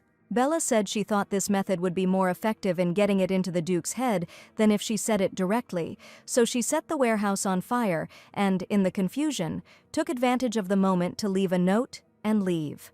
The duke asked gloomily how an ordinary nanny could know what he was going to do. Bella replied that she had a friend from her hometown who was excellent at collecting information. As soon as she heard everything, she immediately thought that she must definitely tell the gentleman about it. However, as his lordship had just said, she thought that he would not believe the words of an ordinary nanny, so she was forced to resort to another method. She did this so that Rayan would not quarrel with his brother, and the aid funds would be delivered without being intercepted, but the duke did not understand this. He asked what to do now, if in fact he was also on the side of the emperor. "Sir," Bella exclaimed, and asked if he really thought that she would believe his words, because she knew how much the lord cherished the country and loved the people and the people around him, and she liked such a lord. That's why she tried to help the duke. Rayan tried to process what she had just said. They stood frozen for a moment, looking at each other. "Oh, what am I even talking about?" Bella thought. She hastened to explain that she meant that she liked him not in the sense that happens between a man and a woman, although they are a man and a woman, and the more she spoke, the stranger it all sounded. Rayan said that was it, that was enough. He understood what Bella meant, so it was time to stop. Bella said that perhaps everyone thought that the duke, like everyone else, did not care whether the aid reached the distressed region. But Bella thought that if the master learned the truth later, he would be deeply saddened, and if after that he also quarreled with His Majesty and lost his favor, the situation could become irrevocably worse and even put the master's life in danger. She was too scared to think about what would happen to young Master Aaron. "Aaron," the Duke asked again. Bella said that after losing his father, the boy could turn into a war monster to avenge him. This train of thought surprised the Duke. Bella said that they understood that the master absolutely wanted to protect the aid funds, so she suggested that he replace the box with money with a box with stones. If the Duke could switch it right before sending it, then they would not have to open it and check the contents. Rayan agreed that he had just thought about something like that, but then he wanted to ask the girl one last question. No evidence was found at the scene, as if the haystacks had caught fire on their own. The Duke wanted to know how Bella did it. Bella thought darkly that she had intended to use this again later, but since everything was out in the open, she thought it might as well be told. When milk is boiled at high temperatures, a substance called calcium phosphate settles at the bottom. If this calcium phosphate is mixed with carbon powder and quartz sand and heated, phosphorus is formed. Having explained all this, Bella stared at the Duke. She waited for him to react somehow. Due to the fact that there was no reaction, she was already feeling awkward. Phosphorus powder has a low ignition temperature, so in hot summer, if you simply sprinkle it on dry hay, it will quickly ignite under the influence of sunlight. It was a great way to start a fire without even being at the scene. The Duke noted that Bella acted much more professionally than he could have imagined, and he had never heard of such a method before. Bella thought with a smile that in another life she was simply going to write her next work in the genre of forensics. In any case, it seemed that the Duke believed her words, and the thought of this brought relief. Rayan said there was something he still didn't understand. Bella's personal information indicated that she had never been taught to read and write, so it was unclear how she knew not only how to write, but also such complex scientific information. "Right, I completely forgot about that," Bella thought. "Well, actually," the girl muttered, trying to think of a quick lie to tell. Like many commoners, Bella explained, she had a difficult family situation, so she couldn't go to school, but she was very interested in science, so she secretly attended her younger brother's classes, where she was able to gain the necessary knowledge. Fearing that her parents would find out, she constantly pretended that she couldn't read. Apparently, the teacher found her worthy of praise, which is why he later taught her a lot of different additional knowledge. "That's how it is," the Duke said skeptically, crossing his arms over his chest. Bella explained that, in fact, the method she used was already widely used in everyday life. Acrobats and street jesters often used phosphorus powder to attract people's attention. Bella suggested that perhaps the gentleman had not seen anything like this before because he had been on the border for a long time. Rayan couldn't tell how much truth and how much lies were in Bella's words, and ultimately the girl's actions did not harm him, so he said that he was willing to accept that her words were true. Bella asked what it meant to say they were truthful, and was told that even though it was done with good intentions, arson was still a clear crime, and Bella had to be punished. Rayan told her to stay in her room and be under house arrest for 3 days, and someone else would be assigned to take care of Aaron for those 3 days. While she was under arrest, Rayan told her to try to make the phosphorus powder she had spoken of. Bella beamed and guessed that his lordship must be worried that she would get bored. Rayan replied that Bella should not be mistaken. He was ordering her to do this because it could be useful for their plan, so it had to be done without further ado, and Owen would bring her the ingredients she needed. "Okay, I understand," Bella replied. Rayan said that she could go. He was already tired. With a joyful smile, the girl walked away, thank God. She was not kicked out of this house and everything turned out well. When Rayan suddenly stopped her, Bella was indignant in her soul, but out loud with a smile she asked if his lordship would like to entrust her with anything else. He reminded her of their encounter that afternoon and asked if she was in any pain. "What?" Bella asked again, puzzled. "Nothing," answered Rayan. "Okay, go." He waved his hand, but at that moment Bella remembered something. "Oh yes," she said, taking a few steps. She tried to remember when and who she had bumped into today. Was the Duke talking about that very incident when she knocked him to the ground? But then he himself began to push her so that she would get up faster. Oh, did Rayan catch her on purpose because he was afraid it would hurt if she hit herself? Late at night, Bella could not fall asleep. She felt very hungry. Bella was sitting on the floor next to her bed, with 3 jars standing next to her. It was the middle of the night now. Bella thought that no one would know if she stole some food from the kitchen. Peering cautiously out of the room, the girl scolded Owen, who, out of greed, brought her too little food because so much energy was spent on physical labor. Bella went to the window. The moonlight was so impossibly bright today. And suddenly she noticed that something was happening in the garden. She saw a figure creeping through the garden and recognized it as Evelyn. Evelyn suddenly stopped and told someone to get out, as there was no one there. "I'm here," the man in the hooded cloak that hid his face answered her. "Why did you suddenly ask for a meeting?" Evelyn asked him in a displeased tone. The stranger handed her a small bag and said that his master had told him to give this to her. Evelyn was delighted and said that finally the master was giving her a chance.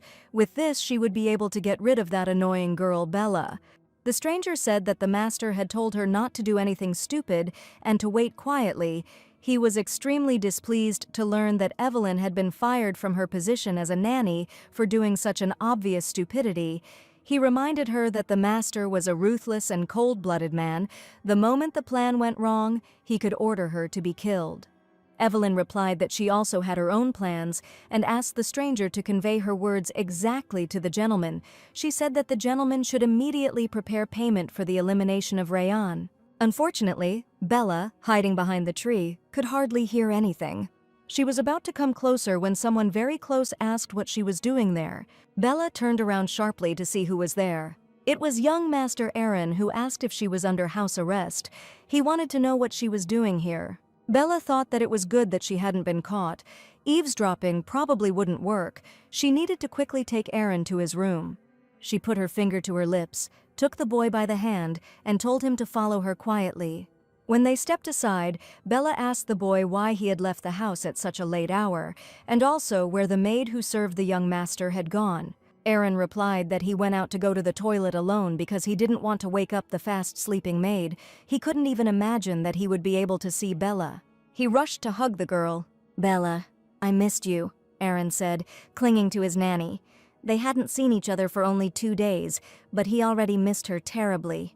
Bella replied that she also missed the young master. She stroked the boy's head. "True?" Aaron asked again with delight and looked at Bella with shining eyes.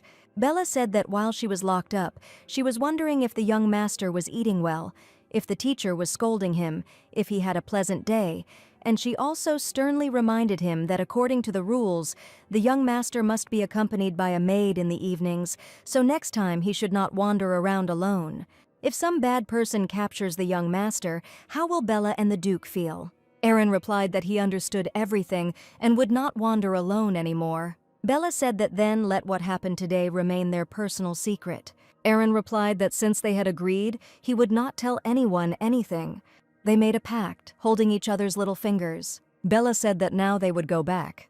She took the boy by the hand and they walked along the path to the house. Bella thought she didn't know what exactly Evelyn was planning, but it looked like it wouldn't end well. She needed to get rid of her before she did anything stupid. Meanwhile, at Count Gale's residence, Hector, captain of Count Gale's guard, gave his guard the order to begin preparations, because they would soon be leaving for the Imperial Palace. Count Gale asked if Hector had checked everything and not forgotten anything. Hector promised to check everything again just in case. He would make sure that they could set out while the Count was at the banquet. Gale said that this was good, but there was no need for unnecessary haste. So as not to lose the box, it had to be transported with care, extremely carefully, because Gale was counting on Hector for this matter. The captain of the guard bowed and said that he understood everything. "Brother, so you were here?" A loud voice rang out, and Daisy Gale, Count Gale's younger sister, who had been looking for her brother for a long time, approached them. Gale told Daisy to come over to them, and Hector blushed and said hello to her. The girl asked why her brother had hidden in such a secluded place, so she had to search him. He seemed to have forgotten that they had to go to the palace today. Gale said there was still plenty of time before they had to leave, but Daisy explained that there was someone she really wanted to please, so her brother had to help her choose a dress. Gale asked if Daisy was trying to impress His Majesty the Emperor. Daisy flushed and said that her brother knew everything, but for some reason he was making fun of her. She asked him to stop dragging his feet and showed him pictures of dresses from which he had to choose one, pink or pale yellow. Gale replied that he had no business understanding such things, especially since it was not he who should like the dress. But Edward Daisy screamed that her brother was always teasing her. "Wear pink," she suddenly heard. Hector bowed and said that pink was the color that suited my lady best. Daisy smiled and said that Hector, as expected, knew her very well, so she would wear the pink dress on his advice. The girl started running, and Gale shouted after her that he asked her not to run. Gale told Hector that he was leaving everything else to him, and the captain of the guard wished him safe travels. He did not understand why such a sweet girl as Milady was being proposed to Edward. The full moon shone brightly in the sky above the imperial palace. The emperor told Gale that he had done a great job in helping the victims. Therefore, the emperor specially arranged this meeting to praise him in advance. Gale said it wasn't necessary, he was just doing his duty. The emperor told him to sit down quickly in private, it was not necessary to observe such formalities. The emperor called Edward, who had been standing behind his chair all this time, and told him to sit down to eat together. Edward gave him good advice, so it could be said that he also made his contribution. Edward said he would obey, and then the emperor told him to sit next to Daisy. The emperor ordered Gale to sit on his left-hand side so that Edward could sit next to Daisy, which would make it easier for Edward to court the girl, since a gentleman is obliged to take care of a young lady. For some reason, Edward hesitated and tried to say something. The emperor looked at him intently and asked if he was refusing. But Edward was ready to obey His Majesty's command. The emperor laughed and said that it was the right choice. Everyone took their places according to the imperial command. Daisy turned happily to Edward and said that they hadn't seen each other for a long time. The girl said that she had heard that Sir Edward was an excellent horseman. She had long wanted to learn and asked him to teach her sometime. Edward replied that since Lady Daisy was so eager to learn, he would be happy to teach her, but according to the laws of this country, women were required to learn horse riding from female instructors.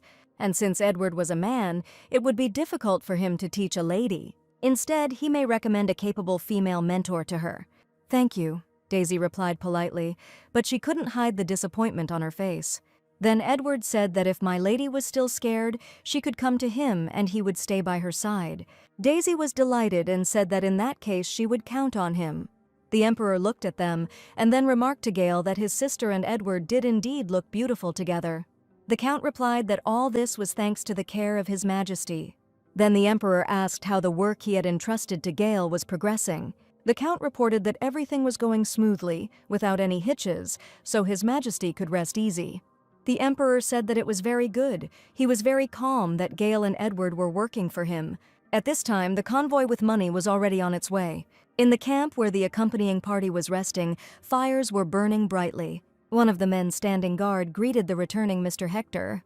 He said that the load turned out to be heavier than they expected. The soldiers were exhausted. They needed to be changed. Hector said that they needed to go with him to the barracks, select the strong guys, and assign other people to replace them. The butler prepared hot food after learning that people were working in such cold weather, and the rest could go eat, warm up, and await further instructions. Hector asked if everyone understood everything, and then ordered them to do it. "Then let's go," sounded after this, and they headed towards the erected tent.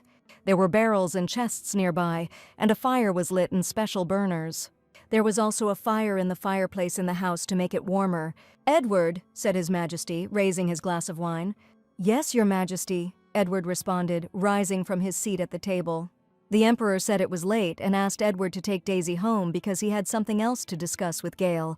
Daisy bowed and said that then, with His Majesty's permission, she would leave. She thanked Edward for his attention, to which he replied that it was not worth thanking. Already in the carriage, Daisy asked Edward if he liked her dress today. He replied that her dress today suited her very well. The girl blushed and thought that this dress had been made to order especially for today, so that Daisy would meet Sir Edward in it. Edward said it was a great honor for him to accompany the young lady today. The girl said that she was curious about something she would like to know if her current companion believed in love predetermined by fate. "Love predetermined by fate," Edward said, confused and thoughtful. The face of the stranger he had met on the evening street immediately appeared before his mind's eye. This is who these words of the unsuspecting Daisy sounded about for him. Edward said out loud that he didn't believe there was such a thing as destined love, and Daisy asked what kind of love he believed in then. Edward said that all his thoughts were only about serving His Majesty, and he never thought about a relationship with a woman beyond that. Daisy reminded him that Sir Edward would eventually need to marry and start a family, so she wanted to be there if that day came. Edward didn't elaborate further. He said that the carriage had arrived at its destination, and Daisy could only fall silent sadly. The carriage stopped at the porch of the Count's mansion. Edward got out of the carriage first. Daisy remained inside with a dejected look. He extended his hand and invited Lady Daisy to come out too. "Thank you," said the blushing girl, touching his palm. "Madam, trouble." Suddenly a loud cry reached them. A servant running up shouted that there was a fire in the kitchen. "What?" Edward and Daisy exclaimed, completely stunned. People were shouting that more water was needed, that there weren't enough buckets, that they needed to throw earth on the fire, whatever. Daisy asked what was going on here, how this fire started, and where it happened. The butler replied that it all started in the kitchen. In the last few days they had been drying hay and firewood there, and it seemed that this had caused the fire to flare up even more strongly, and it had already spread to the hall. Edward asked if it was only the kitchen and the great hall that were on fire, and if the fire had spread anywhere else. They told him that everything was fine in other places, but because the fire broke out suddenly and it was dark outside, it was very difficult to put it out. It was good that the fire did not reach the warehouse. Edward asked if Count Gale had already been informed of the incident, and the butler replied that he had sent a man to the palace some time ago, but it was unknown when the master would return. Edward realized that the fire had not affected the warehouse where the chests were kept, so there was no need to disturb His Majesty. He would only be angry that his mood would be spoiled over a trifle. So Edward said out loud that Count Gale was currently drinking with His Majesty and that there was no point in disturbing them. He ordered that the servant who had gone to the Count be caught up with and that he be brought back immediately because he would sort things out himself. His order was obeyed. Edward himself took charge of extinguishing the fire. He did not know that he was being watched from the side. The man who was in the bushes commanded his men to begin. Strong workers began to drag the chests. A bright light was burning in the windows of the mansion. "Fire!" exclaimed Count Gale, running up. He did not understand why nothing had been reported to him about what had happened. He was told that the butler had tried to inform him, but as the Earl was drinking with His Majesty, the lady and Sir Edward had ordered the messenger to return. Gale replied that even in this case, he should have been informed about such an important matter. There was a fire in the house, but they were hiding it from him, and even if they were afraid of spoiling His Majesty's mood, this decision was arbitrary and insolent. Gale ordered that the exact cause of the fire be found out, and that he be informed when he returned. "Count Gale, I hope I'm not late," said the man who suddenly appeared accompanied by soldiers. It was the Lord of the Vineyard region, Philip Collin. He said that he had not seen Gale for a long time. Almost 10 years had passed, but Gale had not changed at all since then. Gale hastened to assure Count Collin that, having heard that he needed help, he had immediately volunteered, and since the Count had arrived here, they could leave right away. Gale ordered his men to load the chests into the wagons. He himself turned to the Count and said that then they could go. Gale thought that stupid Count Collin had come to ask for money because of the earthquake that had happened a whole month ago, because when today's bandits took everything away, Collin would have to solve the problems by allocating funds from his own pocket. Soon the carriage with the chests was rolling along the forest road. Count Collin was delighted. He had not known before that His Majesty cared so much about the victims. It was truly amazing that he had prepared so many resources to help them. Gale told him that the Count was right. He was also very surprised.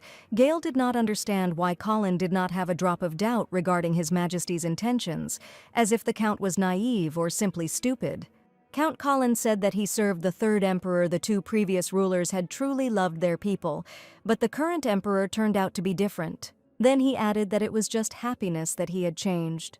They were driving along a forest road when they suddenly stopped, and Count Collin asked what had happened. Bandits were approaching them.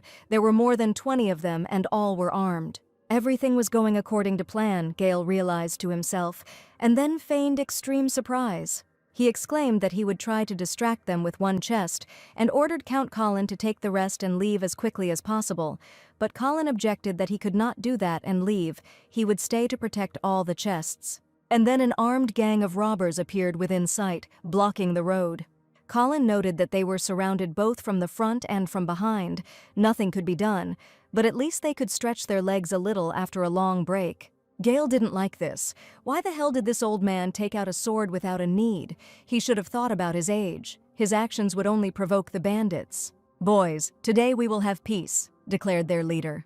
Gale exclaimed that here was everything they wanted, if only their lives were spared, and he handed them one of the chests. The leader said that he would first check if this was enough for them. Then the robber knocked down the lock and threw back the lid of the chest. He cursed and saw that there were only solid stones there, and yet they had been told that they would be allowed to take a handful of what was inside, so it turned out that they had been deceived. "It's a trap. Kill them all," it sounded immediately. Cries for help were heard everywhere. People were falling dead. Count Colin shouted to Gale to guard the aid money for the victims. The people of Vinard were waiting for it, and they were obliged to deliver it safe and sound. "Sir Colin, wait!" Gale shouted, trying to get through to him. "Stop. What are you doing?" Gale tried to stop the bandits, explaining that this wasn't real. They were supposed to be pretending. Gale looked with horror at what was now happening. Count Colin fell to his knees before the man with the naked, bloody sword. Gale tried to stop the hired killer before the decisive blow. Gale couldn't allow this to happen, and then he dismounted quickly. He rushed between the combatants, covering Count Colin. He made it in time, and only blood flew from the lightning strike. Gale asked the Count if he was okay. Colin asked him not to think about him, but to take the money and leave here as quickly as possible. Gale couldn't understand why there was a real massacre here instead of a performance. Could it be that Edward had betrayed them? Attack! Take them alive at any cost. Screams were heard everywhere. Gale heard a rider approaching and hoped it was Edward. It could only be him. But at the head of the approaching detachment was a completely different person. It was a completely unexpected character for this scene, Grand Duke Ryan Winthrop. The Duke rushed at the bandits, his men supported him, and the fight raged with renewed vigor. Quite quickly, the bandits decided to retreat and disappeared from sight. He didn't think that the bribed bandits would actually attack. It was good that he was watching what was happening from afar. Rayan rushed to Sir Colin to see if he was okay. He shouted to Owen to take Sir Colin to the doctor quickly. Gale asked how Rayan knew to come here. Rayan replied that His Majesty had instructed him to transport supplies, but he had ultimately failed, and this had been bothering him, so that as soon as the rebellion was suppressed, he had rushed to help, not understanding how this had happened. Rayan expressed the opinion that they had been too careless in protecting themselves from bandits, since there was no guarantee that there was only one gang operating here. There were too many wounded and dead who would have been better off receiving treatment in Vinard, so they should have gone with the detachment of soldiers. "No need," Gale responded gloomily to this proposal. "Then do as you please," said Rayan. He ordered the soldiers to take the captured workers to the capital and then jumped on his horse. After everything was settled, the detachment set off. Gale remained sitting on the road. He looked at his blood-stained hands and did not understand what he should now report to His Majesty. One of his men asked him what he would do now. Everyone was waiting for his orders. According to the original plan, they were supposed to return from here to the Imperial Palace, and Count Colin would return to Vinard empty-handed and simply report that the bandits had stolen the aid fund money. Edward said he would sort everything out himself, but now it was unclear what he himself had done. He insisted that the bandits would only pretend to attack, but they had taken the chests and attacked for real. There was nothing that could be done about it. First, he would have to go to Vinard and report the theft instead of Colin. Gale ordered to continue on the way. Thus, the convoy reached the populated lands of Vinard. People, exhausted and emaciated from hunger, stood along the road. They watched the arriving strangers with sad, empty gazes. The man in uniform bowed to Count Gale and introduced himself as Count Colin's second son, Solid Vinard. Gale asked the man if he wasn't wearing a sheriff's uniform. He replied that this was all true, and in order to at least help the residents suffering from disasters and maintain order, he volunteered to act as chief of the guard for several months. Gale chuckled and noted that his interlocutor was a rather strange man, an aristocrat himself, and yet he was engaged in such an unworthy business. Gale said that there were many wounded here, so first it was worth calling the healers, but more importantly, he had to explain something about the means of assistance. But Solid Vinard did not let him finish, assuming that he wanted to talk about the means that had been sent in advance by a man. Gale didn't quite understand what the other man meant, but Solid Vinard replied that if it was about aid, they had received it safely, and then offered to check everything. Gale walked over to one of the chests and grabbed the lid. When he threw it back, he saw that it was filled to the brim with gold coins. Gale didn't understand how this happened, why the money that the bandits were supposed to take and send to the palace was here. This is what was happening in the imperial palace. The emperor stood in front of the chests with a gloomy face. He told Edward to find out what exactly happened. The fact is that instead of gold coins, the chests turned out to be filled with the most ordinary cobblestones. Thanks to the aid funds, stability has been restored in the Vinard region, and the robbers who attacked Gale and Colin's squad were thrown into prison. The emperor was seething with anger at the failed plan, but outwardly expressed joy and praised Rayan for destroying the bandit gang. And the next day, those robbers who were captured alive were hanged without any interrogation, so neither Edward nor Gale, who came to call them to account, nor anyone else was able to find out the reason for the complete failure of this plan. At this time, at the estate of the Grand Duke of Winthrop, Bella made dough for another batch of cookies with an inspired expression on her face. Evelyn entered the kitchen and loudly asked Bella what she was doing. Bella replied that she was preparing snacks for young Master Aaron so that he could have a snack after class. Evelyn came closer and asked for forgiveness for that incident. She wanted to forget about it forever. Bella asked why she was telling her this if it was more important that Evelyn was forgiven by the master. Evelyn explained that it was a well-known fact that in this house Bella occupied the highest position after the butler, so now she asked him to put in a good word for her with Alan. Evelyn came here to work as a nanny, and she continues to do the work of a servant. It was somehow wrong, and she was no longer very old enough for this. Bella thought that since Evelyn suddenly started talking like that, it meant she was going to slowly start her plan. That was good. This time Bella would definitely find out what Evelyn was up to. Bella said she would talk to the butler about it. "Thank you," Evelyn said, bowing to her. Bella said she was the one to thank. Young Master Aaron was having a lesson. The teacher said that in a locked room there were 3 cats, yellow and 2 gray. If one cat escaped through the window, it was necessary to calculate the probability that this escaped cat would be yellow. Aaron replied that it was 60%. The teacher said that this was correct, and then suggested moving on to the next page. Then Irene said that the probability could be 0% or 100. Rayan walked down the hallway and became interested in what was coming from the classroom. Then Aaron said that the probability could be 20% or even 10. The teacher asked what the young master meant. She wanted Aaron to explain his thought. The boy replied that the door was not locked, so they could not know whether the cat had come out or not until they opened the door and checked. They could not know whether the cat had escaped or how many had escaped. The teacher simply didn't understand what kind of nonsense this was. Irvin replied that it was a thought experiment conducted by a scientist named Schrödinger. Until you open the door, it is impossible to confirm whether there is a cat there or not. The teacher asked where he heard that. Aaron replied that Bella told him, and he thinks it sounds very interesting. Bella saw Rayan eavesdropping at the study room door and asked why he wasn't coming in. He looked at her intently and asked what she was teaching Aaron anyway. Bella replied that she had simply told him a few scientific facts in the form of stories, and that she did not understand what had happened or why Rayan had such a reaction. Rayan wanted to know what kind of Schrödinger's cat this was. Bella explained that this was the lesson, not to jump to conclusions about something you're not sure of until it's confirmed. Aaron said that especially a ruler who leads the people should be doubly careful in his words. Bella thought indignantly that she hadn't said anything like that, and the Duke realized with satisfaction what it all meant. Rayan extended his hand to the girl and said that she had played a great role in this interesting incident, so the Duke would reward her and wanted to know what she wanted.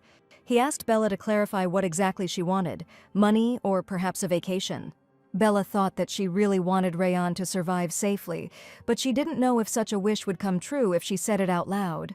So she said that she had never thought about it, and besides, her wish was not something that anyone else could fulfill. She asked permission to tell her later if she thought of something else. "Okay," said Rayan, "then that's what we'll do." Bella said that she would go then and asked her to excuse her, but Rayan stopped her.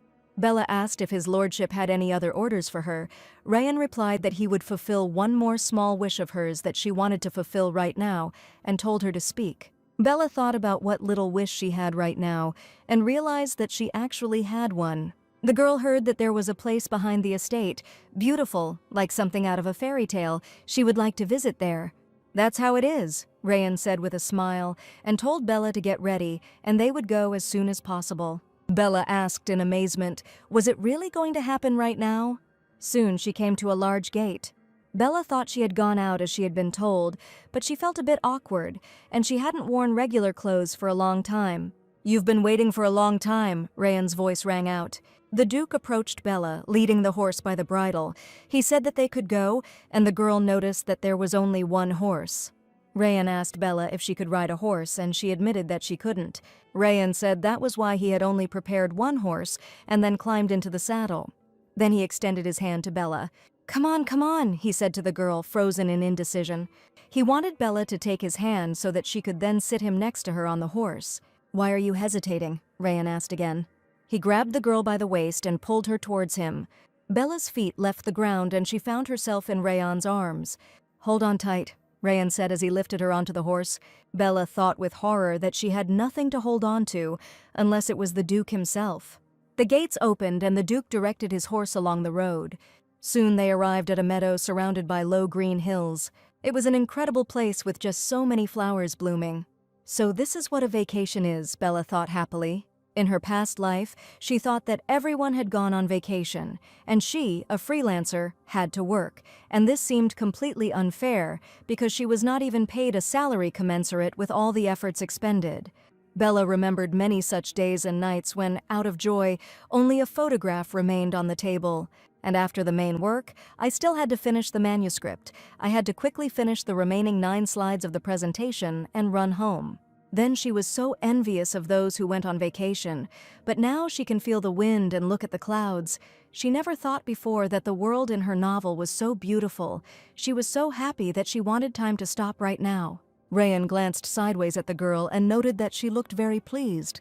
The horse stumbled and made a sudden movement to keep up the pace of the race. Rayan managed to stay in the saddle and stop the horse. Bella had to cling to the Duke's waist to keep from falling. Rayan glanced sideways at the girl. Bella closed her eyes and pressed herself against him, and he asked if she was scared. Bella thought her heart would stop. The whole story didn't end with a tragic fall from a horse. The girl found the strength to laugh nervously and say that she wasn't scared at all. Then the horse moved again, and Bella clung to the Duke again. The next moment she pulled away abruptly and asked for forgiveness, exclaiming that she had not grabbed him on purpose. "It's okay, I forgive you," said Rayan. He turned around and said that Bella could continue to hold on to him, but the girl hastened to assure him that everything was fine now. They set off at a gallop again. Bella realized that it wouldn't be so easy for her to sit on the horse. With another nervous laugh, she asked permission to hold on to the Duke a little longer. Rayan allowed her to do so with a smile. They rode on horseback across a flowering meadow under the rays of the sun. Then the Duke stopped his horse and dismounted. "We've arrived," he said, and offered his hand to Bella. "Thank you," said the girl, leaning on the Duke's arm to dismount as well. A moment later, she was already running across a flowering meadow and exclaiming that it was so beautiful here. She was collecting flowers into a bouquet. Bella said that the dandelion seeds looked just like snow. It was so incredibly beautiful. She asked the Duke, who was watching her, if it really did look like snowfall.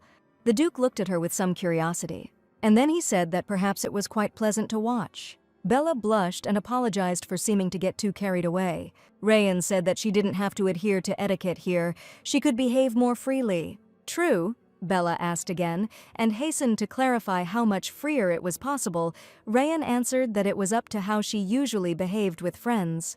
Bella said with a smile that this was excellent, and warned the Duke that he could not take his words back. He should not forget about it.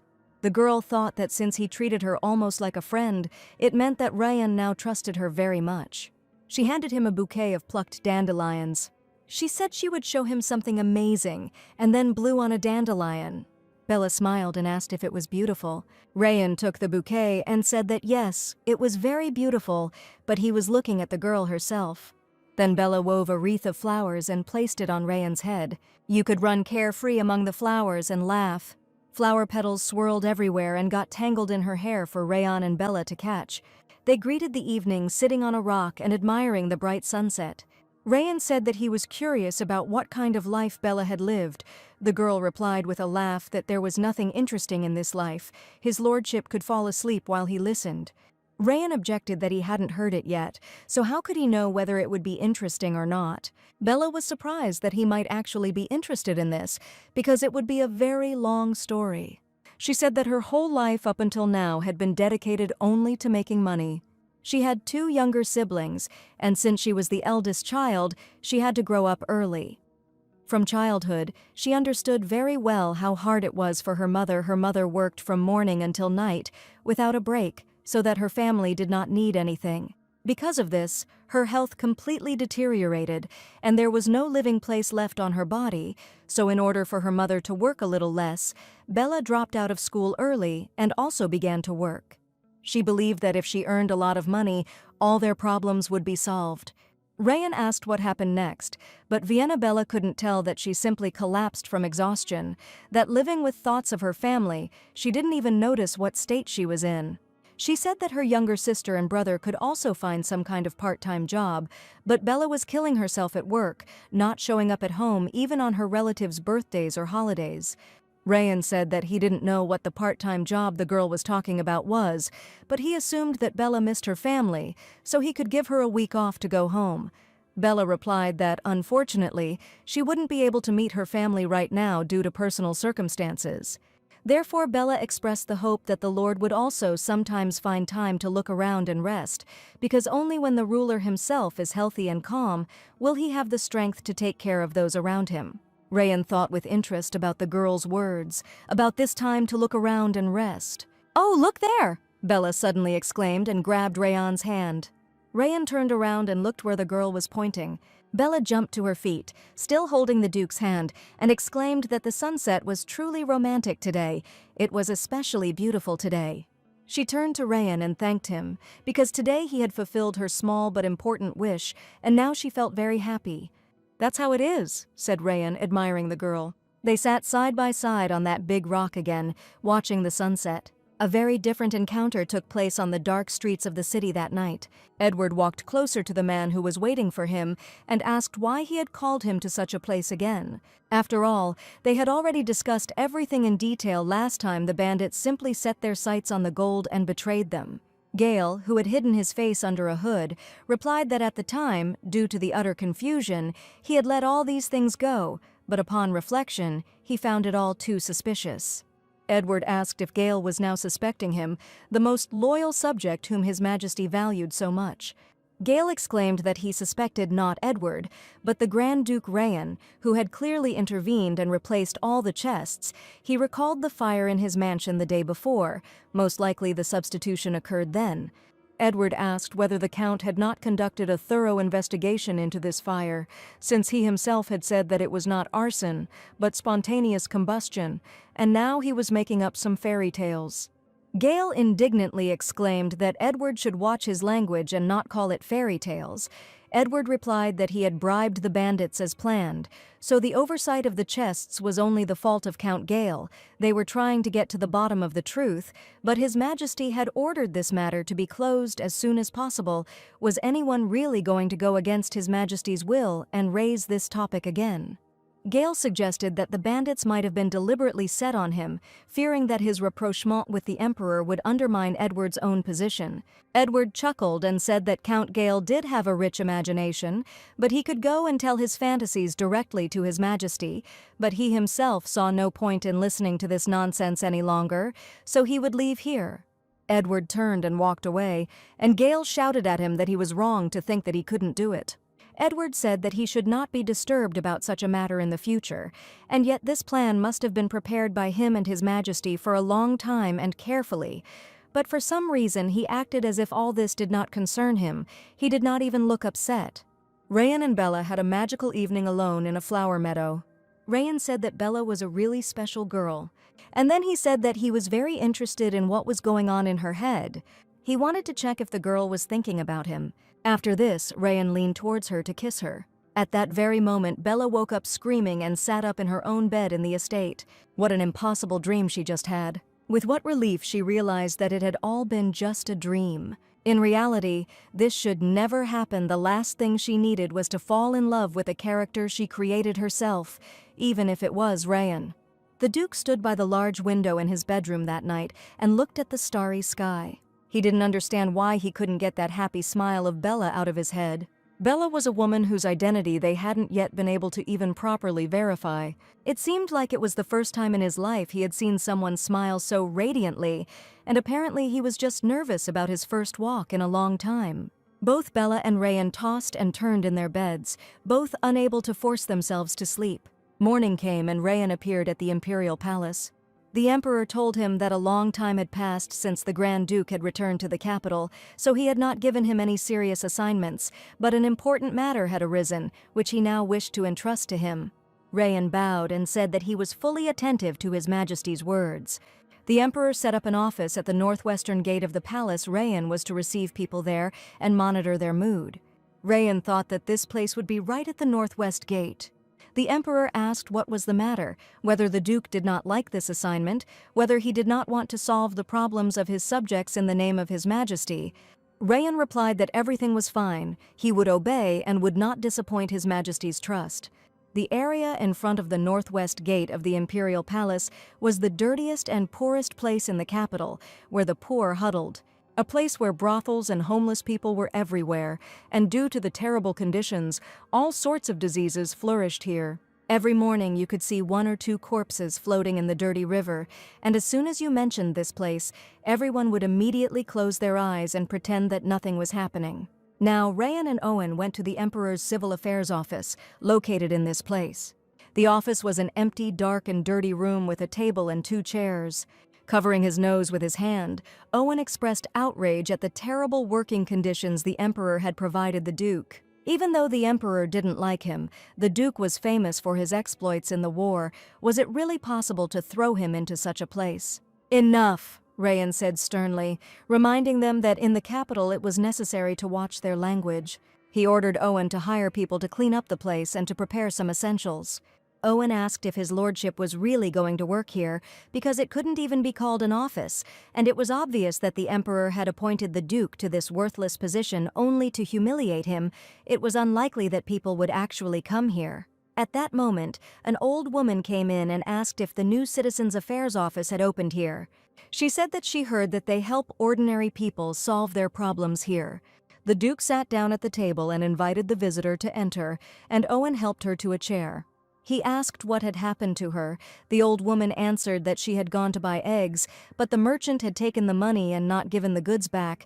She tried to object, but he only got angry and kicked her out. She asked for help because it was her granddaughter's birthday today, and she really wanted to make her some egg porridge. Rayan replied that he understood everything, but first he needed to fill out the application. The old woman said that her granddaughter was very sick. They lived in poverty and often went hungry, but she loved egg porridge so much that she wanted to cook it for her. At least today, Rayan replied that he promised that she would definitely eat egg porridge today. Owen thought he didn't understand how this could happen, since the Duke was the one who led thousands of armies on the battlefield. Several days passed like this. An impossibly long crowd of people desiring justice lined up at the doors of the administration. People were discussing how his lordship dealt with their problems. All they had to do was tell him, be it a big matter or a small one, his lordship Rayan would deal with anything. One of the people in line had lost his clothes and was going to ask the Duke to find them. Another was talking about his cat climbing a tree and the Duke saving it. Then the crowd never dried up. Everyone was trying to get into the visitor's chair. A young man with a black eye told Rayan about a man in a black cloak who had punched him. The Duke issued orders, put signatures and seals. He gave the petitioner a sealed envelope, which he told him to take to the guards, where they would help him. The visitor took the letter and bowed low. "Next," Rayan said, dealing with matters quickly and clearly. "Master," he heard suddenly. This voice was very familiar to him.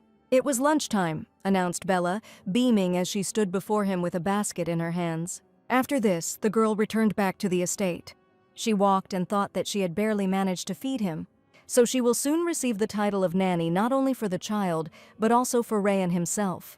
Bella saw one of the estate's guards and his gesture, as if he was trying to fence himself off from something.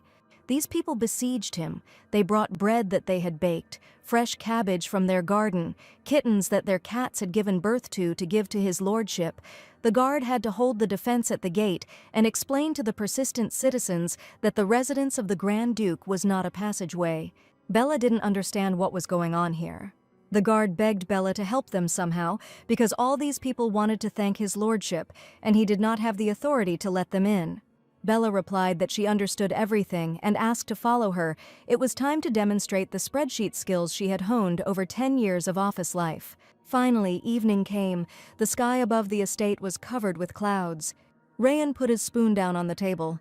He was sitting in the refectory at a large table, with Alan standing next to him, who noticed that the owner looked very tired and that he clearly needed to go to bed early today.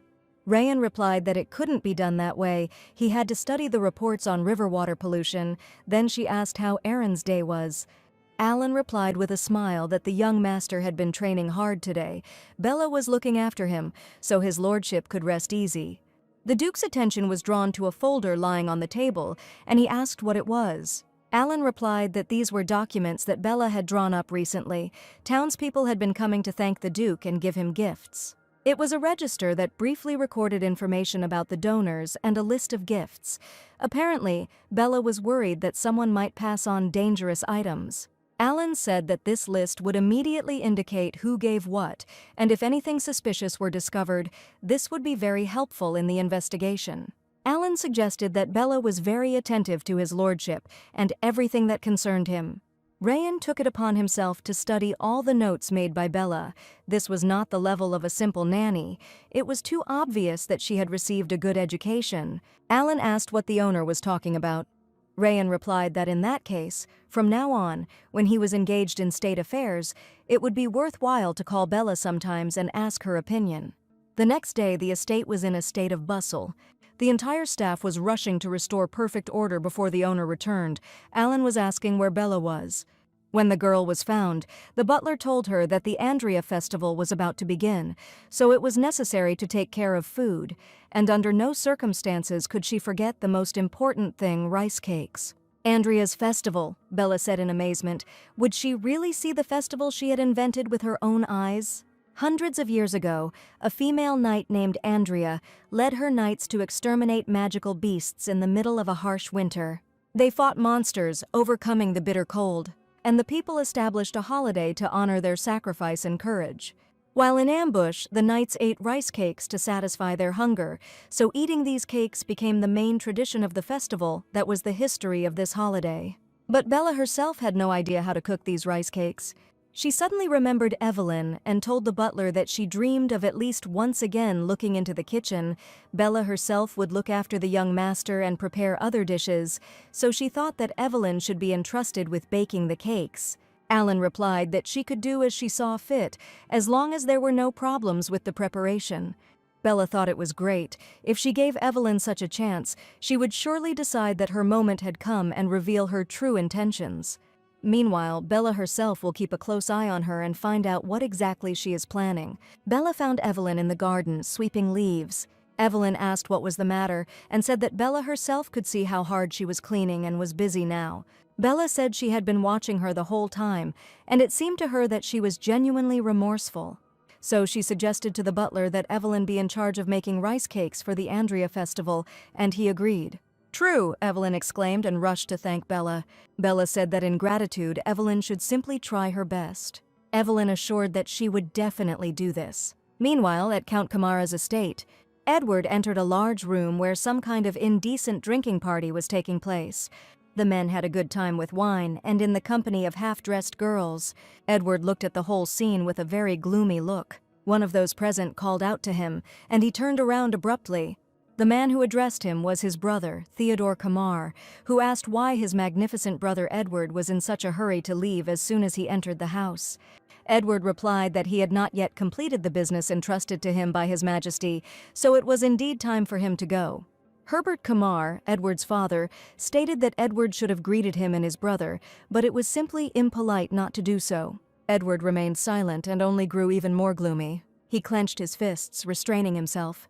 Bowing, he said that he was only trying not to interfere. Theodore noticed that Edward was said to be a man of hobbies, and rumors were circulating that he was having fun with the emperor, surrounded by women, so it was unclear why he was putting on such a noble and neat act in front of him and his father. Edward replied that he simply did not want to spoil His Majesty's mood. Theodore said that he remembered that Edward was the emperor's watchdog, a very devoted mongrel. Edward did not value his family at all, but if the emperor ordered him to die, he would die without a second thought. After drinking the wine, Theodore gritted his teeth. Then he shouted that Edward was pouring so much dirt on him and his father in front of the emperor, he wanted to know what kind of story Edward had told His Majesty, since he was still rejecting their requests in audience. Edward replied that he had never mentioned anything about the two of them to His Majesty. Theodore asked who his brother was trying to deceive. He called him his perfect brother, and then suggested that Edward thought that if he prevented Theodore from meeting the emperor, he could become the next Count of Kamar. "I'm dreaming," Theodore said with disdain, reminding him that Edward was nothing more than a bastard born of a whore. At that moment, Edward swung and hit his brother in the face. He said that he could put up with anything, but he would never allow anyone to insult his mother. "How dare you!" Herbert also shouted. Edward replied that his brother had just insulted his mother. Hadn't he heard that? "Shut up!" Herbert shouted at this. He stated that he didn't even dare open his mouth, because Herbert didn't want to hear anything about this shameless girl. She was a disgrace to the Kamar family. Edward was just as much of a disgrace. Rotten blood will never become purer. Edward grinned evilly and said that it was all funny. It turns out that the father misses this shameless girl with her rotten blood so much that even today he sent people to look for her. Perhaps it would be worth asking if the stepmother knows about this. "What did you say?" Herbert roared and ordered the guards to beat this bastard half to death. The guards surrounded Edward and pointed their blades at him. Edward asked what they would do if he really did die, and whether they could justify the murder of the emperor's right hand. "Oh, you puppy," Herbert growled. He said that his eyes would never see such a son, and then ordered him to get out of the house immediately. "Yes, sir," Edward replied and headed towards the door. Herbert said that he really couldn't even kill the bastard. Theodore asked his father to calm down. He reminded him that he had planted a spy in the estate of the Grand Duke Rayan.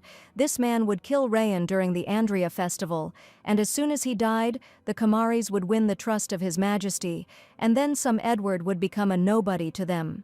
Edward had not yet gone far when he heard these words. He realized that the Kamars also had a spy in the Grand Duke's estate, but he simply could not allow Rayan to die at their hands.